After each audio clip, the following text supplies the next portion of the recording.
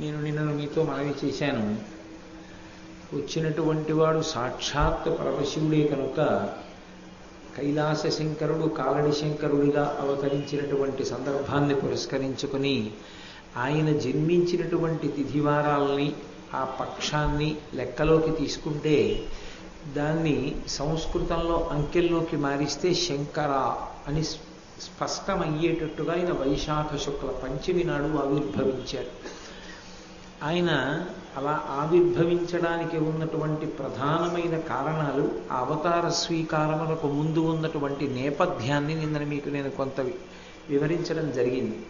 అందులో ఒక ప్రధానమైనటువంటి కారణం కలియుగంలో రాక్షసుల యొక్క ఉపాధి వేరుగా లేకపోవడం, మనుష్యుల యొక్క మనస్సులలోనే రాక్షసులు కూర్చుని ఉండడం. అందుచేత వినాశాయ చ దుష్కృతాం అని శ్రీకృష్ణ భగవానుడు చేసినటువంటి ప్రతిజ్ఞని అమలు చెయ్యడానికి ఉపాధి భేదం లేని కారణం చేత రాక్షస సంహారము అని ప్రత్యేకంగా చెయ్యడం కుదరదు. కాబట్టి కృష్ణ భగవానుడు చేసిన ప్రతిజ్ఞ నిలబడాలి అంటే వినాశాయ చ దుష్కృతాం బదులుగా దుష్కృత్యానాం అని మార్చారు. ఎవరు అంటే శ్లోకం మార్చారని కాదు నా ఉద్దేశ్యం. పరమశివుని యొక్క అవతారమునందు కలియుగంలో నేను దుష్టులైన వాళ్ళని చంపడం కాదు, మనస్సులలో యందు దుష్ట భావనలు రాకుండా నేను శాస్త్రాన్ని పరిచయం చేస్తాను.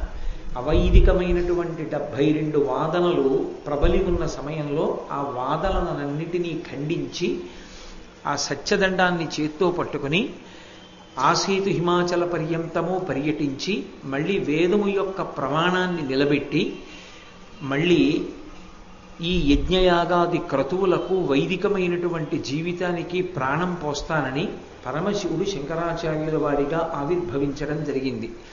అలా ఆవిర్భవించినప్పుడు పరమేశ్వరుడు ఒక్కొక్క అవతారంలో ఆ అవతార ప్రయోజనం నెరవేరడానికి అనువైనటువంటి కుటుంబంలో స్వీకరిస్తూ ఉంటాడు ఆ అవతారాన్ని. ఆయనకి జన్మ ఉంటుందా అంటే ఆయనకి జన్మ ఉండదు. అజాయమానో బహుధా విజాయతే అంటుంది వేదం. ఆయనకి పుట్టవలసిన అవసరం లేదు. పుట్టవలసిన అవసరం లేనివాడు పుడుతూ ఉంటాడు. ఎందుకు పుడుతూ ఉంటాడు అంటే మనలా కర్మ అనుభవించడానికి పుట్టేవాడు కాడు. ఆయన పుట్టడానికి కారణం ఎప్పుడూ ఒక్కటే ఉంటుంది, ధర్మ సంస్థాపనం ఒక్కటే. ఆ ధర్మ సంస్థాపన కొరకు తాను ఏ కుటుంబంలో పుడితే అవకాశం బాగా ఉంటుందో అటువంటి కుటుంబంలో ఆయన జన్మిస్తూ ఉంటాడు లేదా అవతరిస్తూ ఉంటాడు.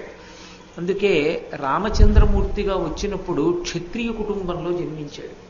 శ్రీకృష్ణ భగవానుడిగా వచ్చినప్పుడు గోపాలుల యొక్క కుటుంబమునందు జన్మించినప్పటికీ క్షాత్రధర్మమును అవలంబించాడు. ఒకానొకప్పుడు వామనమూర్తిగా వచ్చినప్పుడు బ్రాహ్మణ కుటుంబంలో జన్మించాడు. ఎందుచేత అంటే బ్రహ్మచారిగా బలిచక్రవర్తి దగ్గర భూమిని దానం పట్టి మళ్ళీ తిరిగి దేవేంద్రుడికి రాజ్యం ఇవ్వాలి. అందుకని ఉపేంద్రుడిగా వచ్చాడు కనుక ఇంద్రుడి తమ్ముడిగా వచ్చి మళ్ళీ ఇంద్రుడికి రాజ్యం ఇప్పించడం అవతారం యొక్క ప్రధానమైన ధ్యేయం గనక బ్రాహ్మణ కుటుంబంలో వచ్చాడు. ఈసారి శంకర భగవత్పాదులుగా వస్తున్నారు. అంటే మీరు నన్ను ఒక మాట అడగచ్చు, ఏమండి ప్రతిజ్ఞ చేసిన వాడు విష్ణువు కదా, కృష్ణుడు కదా, పరమశివుడు అవతరించడం ఏమిటండి అని. శివుడు విష్ణువు అని రెండు ఉండవు లోకంలో, ఉన్నది ఒకే పరబ్రహ్మము.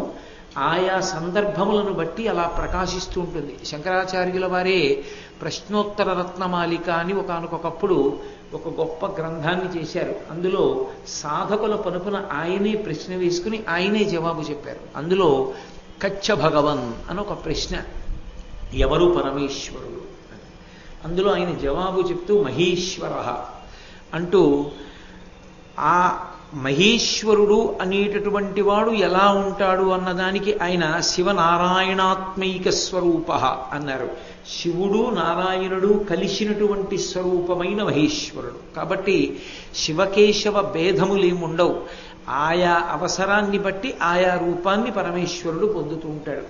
ఒక్కొక్క చోట ఆయన పువ్వు చేత ప్రీతి చెందుతాడు, ఒక్కొక్క చోట తులసి దళం చేత ప్రీతి చెందుతూ ఉంటాడు. ఒక్కొక్క నాడు మానాథుడై ఉంటాడు, అంటే లక్ష్మీనాథుడై ఉంటాడు. ఒక్కొక్క రోజున పార్వతీపతి అయి ప్రకాశిస్తాడు. ఒకనాడు బిలోదళంతో పూజెందుకుంటాడు, ఒకరోజు తులసి దళంతో పూజెందుకుంటాడు. ఆయా సందర్భాల్ని బట్టి ఆయా అవసరాల్ని బట్టి భగవంతుడు ప్రకాశిస్తాడు తప్ప నిజానికి శివుడు విష్ణువు అని భేదాలు ఉండవు. అందుకే కృష్ణ భగవానుడు చేసినటువంటి ప్రతిజ్ఞని నిలబెట్టడం తన కర్తవ్యంగా స్వీకరించి శివస్వరూపం శంకరాచార్యుల వారిగా వచ్చింది. వచ్చినప్పుడు జ్ఞానప్రబోధం చెయ్యవలసినటువంటి అవతారం ఆ అవతారం. జ్ఞానప్రబోధం చెయ్యాలి అంటే వైదికమైనటువంటి కర్మానుష్ఠానం కలిగినటువంటి కుటుంబంలో పుడితే తప్ప అది సాధ్యం కాదు. వైదికమైనటువంటి కర్మానుష్ఠానములు కలిగినటువంటి కుటుంబం బ్రాహ్మణ కుటుంబం అయి ఉంటుంది. కాబట్టి అలా వేదానికి కట్టుబడి బ్రతికేటటువంటి బ్రాహ్మణ కుటుంబాన్ని ఎంచుకుని కారడి అగ్రహారంలో శివగురువు ఆర్యాంబలకి కుమారుడై జన్మించారు. సరే, ఆయన పుట్టినదాదిగా అవతార స్వరూపం కనుక చాలా తొందరగా ఆయన పని చక్కపెట్టుకోవాలి. యథార్థమునకు ఆయన శివగురువు ఆర్యాంబతో స్వప్నంలో చెప్పిన మాట, నేను కేవలం 8 సంవత్సరములు మాత్రమే ఈ భూమండలం మీద ఉంటాను అన్నారు.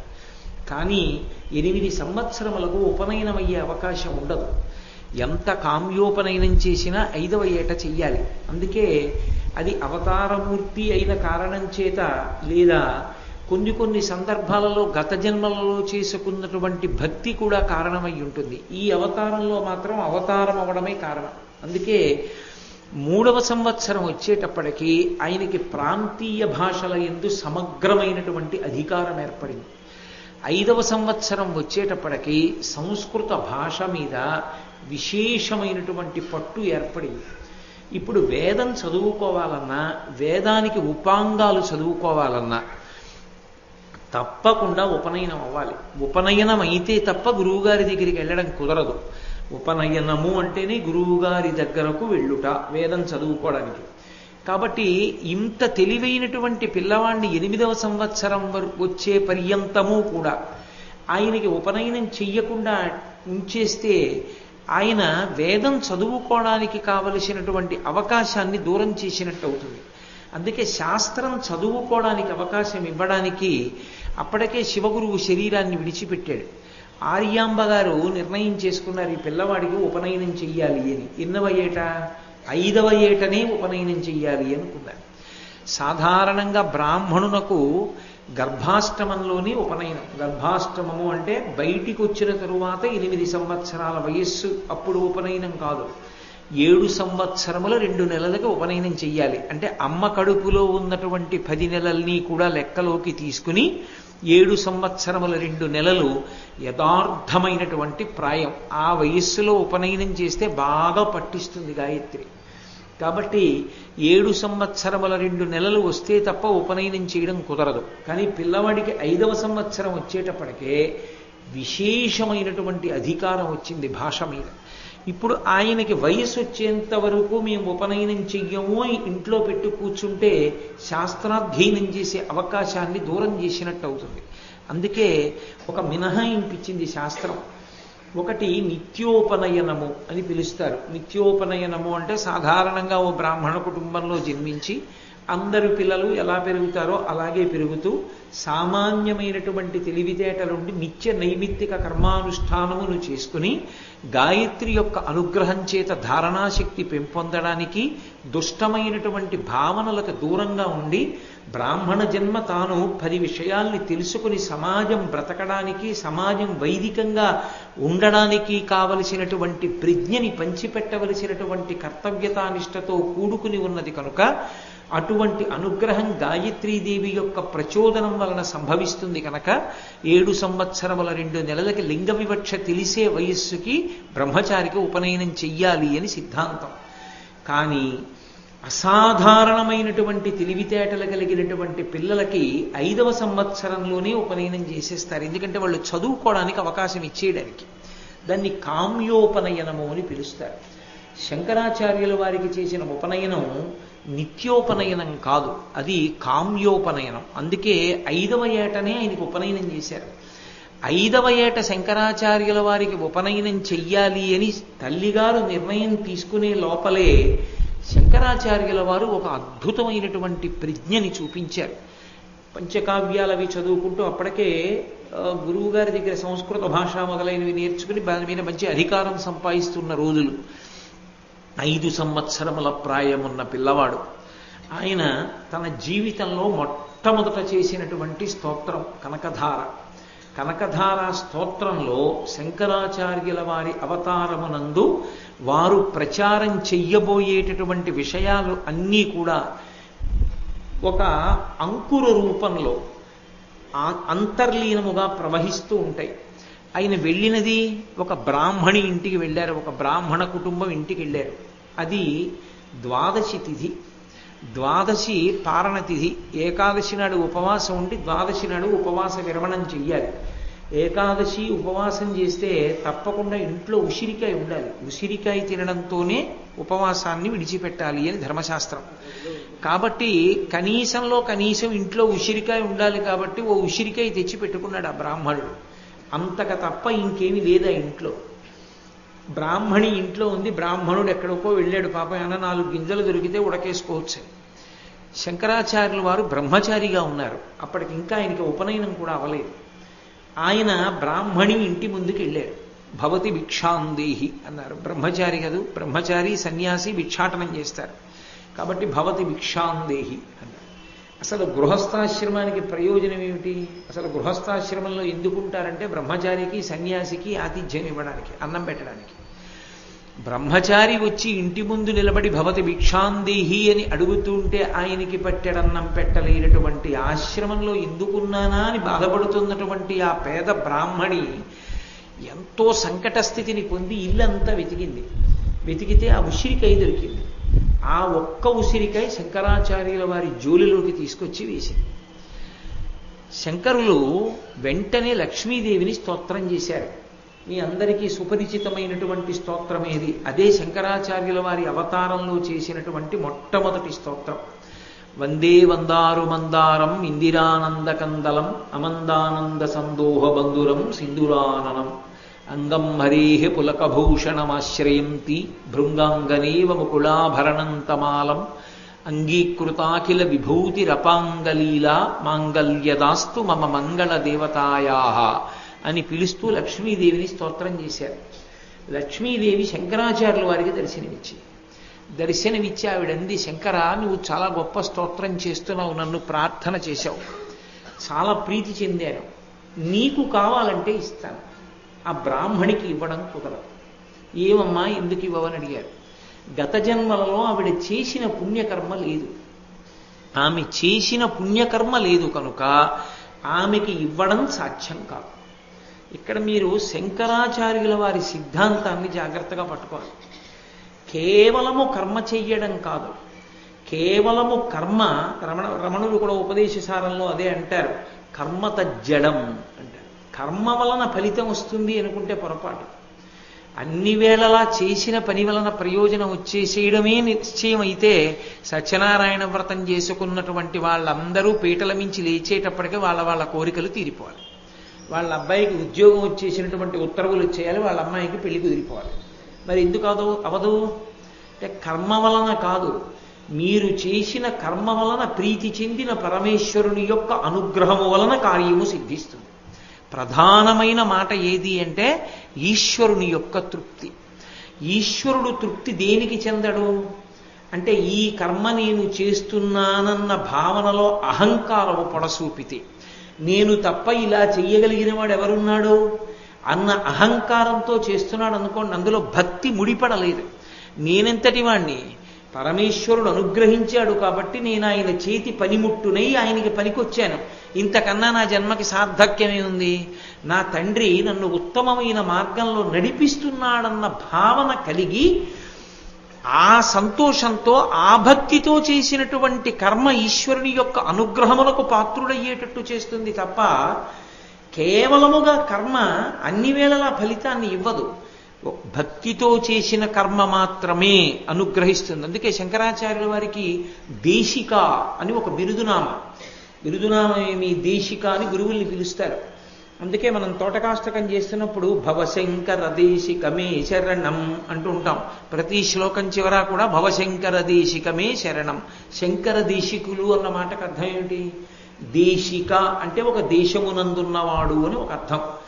దేశము అన్నప్పుడు ఖచ్చితంగా దిక్కుల మధ్య ఉన్నది అని గుర్తు.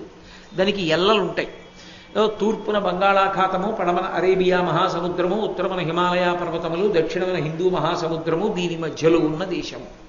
అప్పుడు దానికి ఎల్లలున్నాయి. తూర్పు, పశ్చిమం, ఉత్తరం, దక్షిణం 4 దిక్కుల్లా ఎంతవరకు పరివ్యాప్తమై ఉన్నది అన్నది చెప్తారు. అది ఒక దేశం. దేశము అంటే ఒక ప్రాంతము. అలాగే దేశము, ఆదేశము, సందేశము, వీటన్నింటినీ దేశమనే పిలుస్తాం. ఉపదేశము, ఇవి ఆజ్ఞా సంబంధం లేదా వార్తని పంపించడం. సందేశము వార్తని పంపించడం. ఉపదేశము అంటే అంటే సమీపమునందు, భగవంతుడికి దగ్గరగా వెళ్ళడానికి కావలసినటువంటి ఒక ఉపకరణాన్ని అందించడం ఉపదేశము.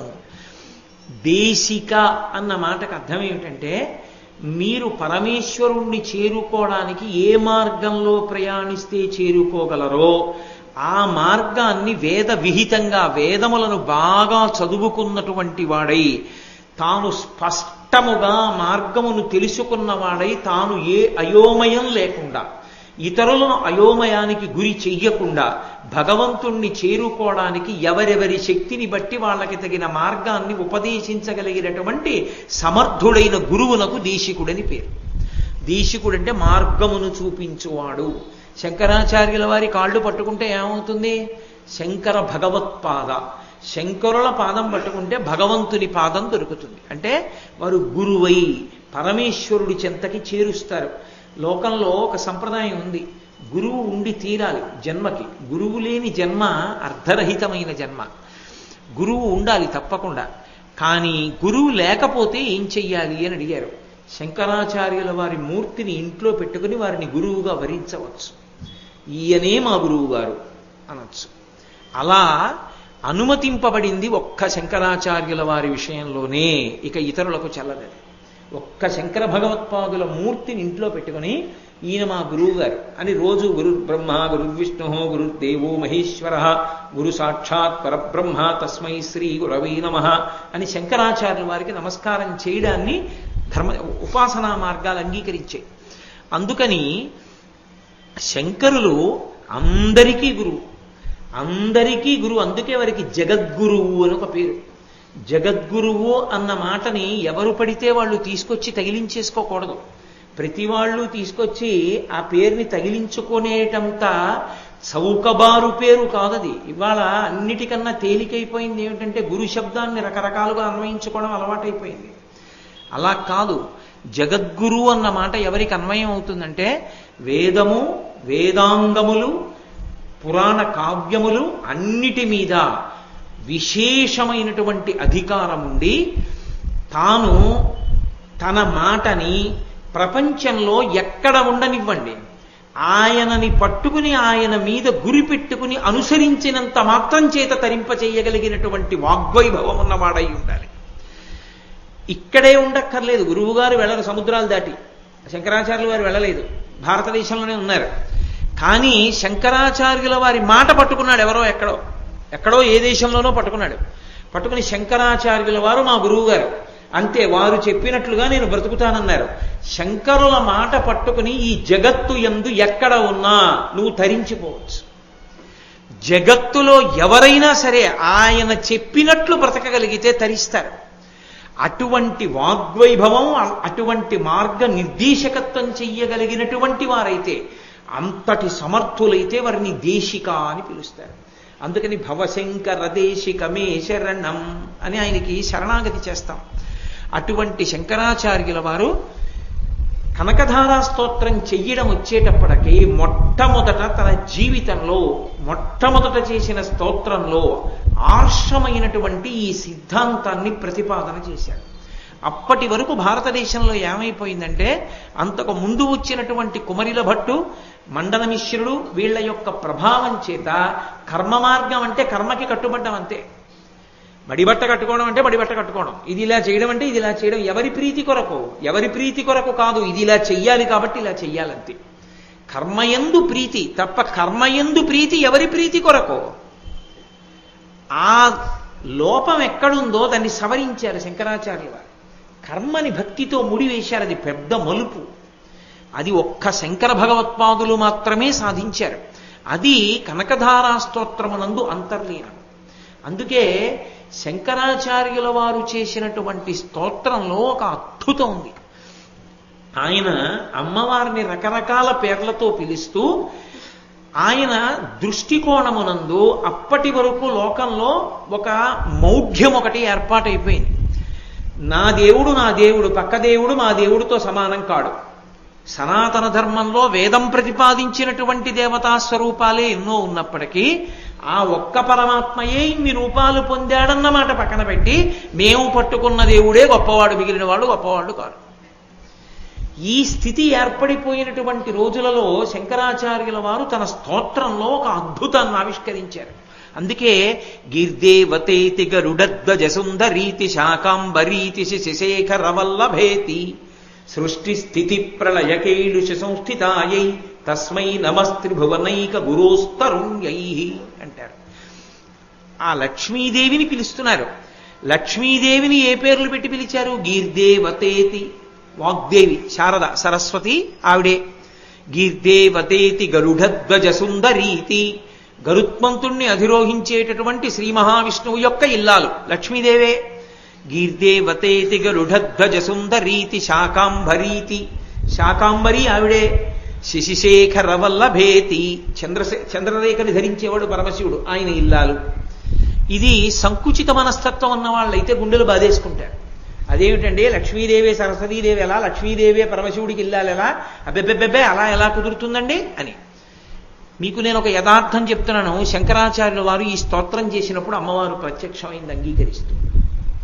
అంటే ఒకే పరతత్వము, ఒకే అమ్మవారు. ఒకడు చదువు కోరుకున్నాడు, తెల్లటి బట్ట కట్టుకుని సరస్వతిగా అనుగ్రహిస్తుంది. అదే తత్వము, అదే శక్తి. ఒకడు మంచి పుష్టిని కోరుకున్నాడు, ఎర్రని బట్ట కట్టుకుని పార్వతీదేవిగా అనుగ్రహిస్తుంది. ఒకడు ఐశ్వర్యాన్ని కోరుకున్నాడు, పచ్చటి బట్ట కట్టుకుని ఆవిడే ఐశ్వర్యాన్ని ఇస్తుంది. లక్ష్మిగా ఉండి సరస్వతినివ్వలేదు, సరస్వతిగా ఉండి లక్ష్మినివ్వలేదు, సరస్వతీ లక్ష్ములుగా ఉండి పుష్టినివ్వలేదు అనుకుంటే అంతకన్నా అమాయకత్వం ఇంకోటి లేదు. ఈ భేదాన్ని తొలగిస్తూ స్తోత్రం చేశారు శంకరాచార్యుల వారు. గీర్దేవతేతి గరుడధ్వజ సుందరీతి శాకాంబరీతి శశిశేఖర వల్లభేతి. ఇక్కడ మీకు అనుమానం రావచ్చు, ఏమండి బ్రహ్మగారి ఇల్లాలు గీర్దేవతేతి, శ్రీ మహావిష్ణువు యొక్క ఇల్లాలుగా పోనీ చెప్పుకుంటే ఏదో అలా అనుకున్నాం అనుకోండి. సృష్టికర్త బ్రహ్మగారు, బ్రహ్మగారి ఇల్లాలు గీర్దేవి. ఏదో స్థితికర్త శ్రీ మహావిష్ణువు, శ్రీ మహావిష్ణువు యొక్క ఇల్లాలు గరుడధ్వజ సుందరీతి. శశిశేఖర వల్లభేతి, లయకర్త అయిన పరమశివుని యొక్క ఇల్లాలు. సృష్టికర్త, స్థితికర్త, ప్రళయకర్త చెప్పారుగా, మధ్యలో మళ్ళీ శాకాంబరీతి ఎందుకు వచ్చింది? మళ్ళీ ప్రత్యేకంగా శాకాంబరీతి అని ఎందుకు పిలిచారు? అక్కడ బ్రాహ్మణి అన్నం లేక ఏడుస్తోంది దరిద్రంతో. ద్వాదశి నాడు పారణ చెయ్యవలసిన వాడు 4 గింజల కోసం ఎక్కడికో వెళ్ళాడు, భిక్షాటన కోసం. దరిద్రంతో ఉంది. ఒకనాడు లోకం అలమటించిపోతే అన్నం లేక అమ్మవారు, నేను వర్షం కురిపిస్తే వర్షం పడ్డ తర్వాత విత్తనాలు మొలకెట్టేది ఎప్పుడు, పంటలు వచ్చేది ఎప్పుడు, వీళ్ళ కడుపు నిండేది ఎప్పుడని తన శరీరమునందే ఆకులు, కాయలు, పళ్ళు అన్నిటినీ సృజించి వచ్చింది. వస్తే ఆకులు, కాయలు, పళ్ళు అప్పటికప్పుడు తిని బతికింది ప్రపంచమంతా. అంత దయాస్వరూపిణి కనుక అప్పటికప్పుడు అన్నం పెట్టిన తల్లి. సమస్త వాంగ్మయంలో అమ్మవారి రూపం శాకంబరి. అందుకే శారదా నవరాత్రుల్లో శాకంబరి అమ్మవారిని ఆ రూపంలో ఆరాధన చేస్తాం. కాబట్టి శాకంబరీతి. అమ్మ ఆకలితో ఉన్న వాళ్ళని చూస్తే నువ్వు ఓర్వలేవు. బ్రాహ్మణి ఏడుస్తోందమ్మా అన్నం కోసం, నువ్వు అనుగ్రహించవా? లక్ష్మి వేరు, శాకంబరి వేరు, సరస్వతి వేరు, పార్వతి వేరు అయ్యుంటే శంకరులు చేసిన స్తోత్రానికి లక్ష్మీదేవి కనబడుతుందా? స్తోత్రం తప్పు, శంకర అలా పిలవకూడదు. కనబడింది అమ్మవారు, పరమ సంతోషాన్ని పొందింది. ఆమెకి ఇవ్వలేదు శంకర. ఎందుకు ఇవ్వలోనే తెలుసా? ఆమె గత జన్మలలో చేసినది లేదు. గత జన్మలలో చేసినది లేదన్న మాటని మీరు జాగ్రత్తగా అర్థం చేసుకోవాలి. ఎప్పుడూ ఏమీ పెట్టలేదా అండి అని అడగచ్చు. 2 కారణముల చేత సంభవం కాదు. ఈ జన్మలో ఏదీ పెట్టి ఉండకపోతే వచ్చే జన్మలో పెట్టడానికి ఏమీ ఉండదు. చెయ్యి ఇలా ఉంటుంది తప్ప ఇలా ఉండదు ఇంకా. కాబట్టి పెట్టి ఉండకపోవచ్చు. 2, ఒకవేళ పెట్టినా రజోగుణంతో నేను పెడుతున్నానన్న అహంకారంతో పెట్టడమే తప్ప పరమేశ్వర ప్రీతి కొరకని పెట్టినది కాకపోవచ్చు. అప్పుడు ఈశ్వరుడి కృపకి అనుసంధానం కాదు. అందుకే కర్మ భగవంతుని యొక్క కృప కొరకు చెయ్యాలి తప్ప తన అహంకారం కోసం చేయకూడదు. నేను చేస్తున్నానని చెప్పి 10 మంది పటాటోపం కోసం చేసినటువంటి పనులు పరమేశ్వర ప్రీతికి కారణములు కావు. అవి ఫలితాలు ఇస్తాయా అంటే చెప్పడం చాలా కష్టం శంకర సిద్ధాంతంలో. అందుకే శంకరాచార్యుల వారు అన్నారు, అమ్మా దద్యా దయానుపవనో ద్రవిణాంబుధార అస్మిన్ అకించన విహంగ శిశవిషణ్ణే దుష్కర్మ ఘర్మమపనీయ చిరాయ దూరం నారాయణ ప్రణయిని నయనాంబువాహ. నారాయణ ప్రణయిని అని పిలిచారు. అంత చిన్న వయస్సులో 5 సంవత్సరాలు రాని పిల్లవాడు చేసినటువంటి స్తోత్రం. అప్పటికి ఇప్పటికీ దరిద్రానికి పోగొట్టడానికి చింతామణి ఒక్క స్తోత్రమే లోకంలో. అంత గొప్పది కనకధార. ద్రవిణాంబుధార అన్న మాట శంకరాచార్యుల వారు అందులో వాడారు. ద్రవిణాంబుధార, ద్రవిణము అంటే బంగారం, ద్రవిణము బంగారము కనకము సువర్ణము ఇవన్నీ పర్యాయ పదాలు. అంబుధార, అంబుధార అంటే మేఘములోంచి వర్షము పడినట్టుగా బంగారాన్ని కురిపించు, అందుకే కనకధార అని మార్చారు. ఆ శ్లోకంలో వాడారు శంకరాచార్యుల వారు ద్రవిణాంబుధార అన్నారు. అమ్మా ఈమెకి పాపం ఉందంటున్నావు, ఈమె చేసిన పుణ్యం లేదంటున్నావు. అమ్మ నిజంగా ఈమెకు ఉన్నటువంటి ఆ వేడి ఉందే, ఆ పాప ఫలితం ఉందే, ఎవరి దగ్గర ఎవరికి ఏమీ పెట్టుకోలేక తాను తినలేకపోతున్న దరిద్రం ఉందే, దాన్ని పోగొట్టాలనుకుంటే తల్లి ఒక్కసారి నువ్వు ఇలా చూస్తే నీ కటాక్షము చాలదా? నీ కడగంటి చూపుల వలన కలిగినటువంటి దయావృష్టి చేత ఆమె దరిద్రము తొలగిపోదా? కాబట్టి అమ్మ కురిపించమ్మా ఐశ్వర్యాన్ని అని ప్రార్థన చేస్తూ ఎందుకు కురిపించాలో అడిగారు. విహంగ శిశవిషణ్ణే, అది జీవం, అది శంకరుల యొక్క పాండితీ గరిమ, అది వారి గాంభీర్యం. ఎవరు? 5 ఏళ్లు రాని పిల్లాడు. విహంగ శిశవిషణ్ణే అన్నారు. అమ్మాయి ఈమె ఎటువంటిదో తెలుసా? సాధక పక్షి లాంటిదమ్మా. సాధక పక్షి అని ఒక పక్షి, దానికి కంఠం కింద కన్నం ఉంటుంది. అది ఏదైనా తిండి అనుకోండి, ఆ కన్నంలోంచి కింద పడిపోతుంది. అందుకని దానికి కడుపు నిండదు. మీరు నన్ను ఒకటి అడగచ్చు, నోట్లోంచి తినడం మానేసి నోటితో ఆ చంపుటములతో పట్టుకుని కింద నుంచి కన్నంలో పెట్టుకోవచ్చు కదండి అని. అలా పెట్టుకోవడానికి వీలుగా దాని చంపుటములు దాని కంఠం కన్నానికి అమరిక ఉండదు. అందుని ఇలా ఉంచితే అది కన్నం దాకా వెళ్ళదు అసలు, డేకినా కూడా. అందుకని సాధక పక్షి ఏది తిని బ్రతకలేదు. సాధక పక్షి బ్రతకాలంటే ఒకే ఒక్క కారణానికి బ్రతుకుతుంది. పైనుంచి మేఘం వర్షాన్ని కురిపిస్తే అది కంఠాన్ని ఇలా పెడితే వాలుగా వాన చినుకులు దాని కంఠపు కన్నంలోకి వెళ్ళి కడుపు నిండుతాయి. అమ్మా నువ్వు అనుగ్రహించని నాడు నేను పెట్టినా పోతుంది, ఉండదు. నువ్వు అనుగ్రహిస్తే నిలబడుతుంది. ఈమె ఎవరో తెలుసా అమ్మా? అటువంటి సాధక పక్షి దరిద్రంతో ఉంది, అనుగ్రహించలేవా? నువ్వు తల్లివి కదా, జగజ్జననివి. ఈమె నీ బిడ్డ. ఎటువంటి బిడ్డ? విహంగ శిశవిషణ్ణే. ఇది శంకరాచార్యుల వారి గొప్పతనం. నేను అలా వెళ్ళిపోతున్నాను అనుకోండి, బాబాయ్ 3 రోజులు అయింది బాబాయ్ అన్నం తిని అన్నారు అనుకోండి ఎవరో, నేను ₹1 వెయ్యొచ్చు, వెయ్యకపోవచ్చు, వెళ్ళిపోవచ్చు. ఆ స్త్రీ ఒళ్ళో ఉన్నటువంటి ఓ పిల్లాడు, అమ్మా అన్నం తిని 2 రోజులైందమ్మా, ఆకలేస్తోందంటే మంచినీళ్ళు తాగమంటున్నావమ్మా, అమ్మ మంచినీళ్ళు తాగి కడుపులో తిప్పి వాంతి అవుతోందమ్మా, ఏమైనా పెట్టమ్మా అని తల్లిని కొడుతుంటే ఎక్కడి నుంచి తేనరా అని అమ్మ ఒక్క లెంపకాయ వాడిని కొట్టి తను ఏడుస్తోంది అనుకోండి, మీరు ₹1 వేయకుండా ఉండగలరా? తల్లి ఏడిస్తే ఉండగలరు. తల్లి కడుపున పుట్టిన బిడ్డ అన్నం లేక ఏడుస్తుంటే చూస్తూ ఊరుకోలేము. అమ్మ మేము ఊరుకోలేమమ్మా. విహంగ శిశవిషణ్ణే, పక్షి కాదు ఈ బ్రాహ్మణి, పక్షి పిల్ల.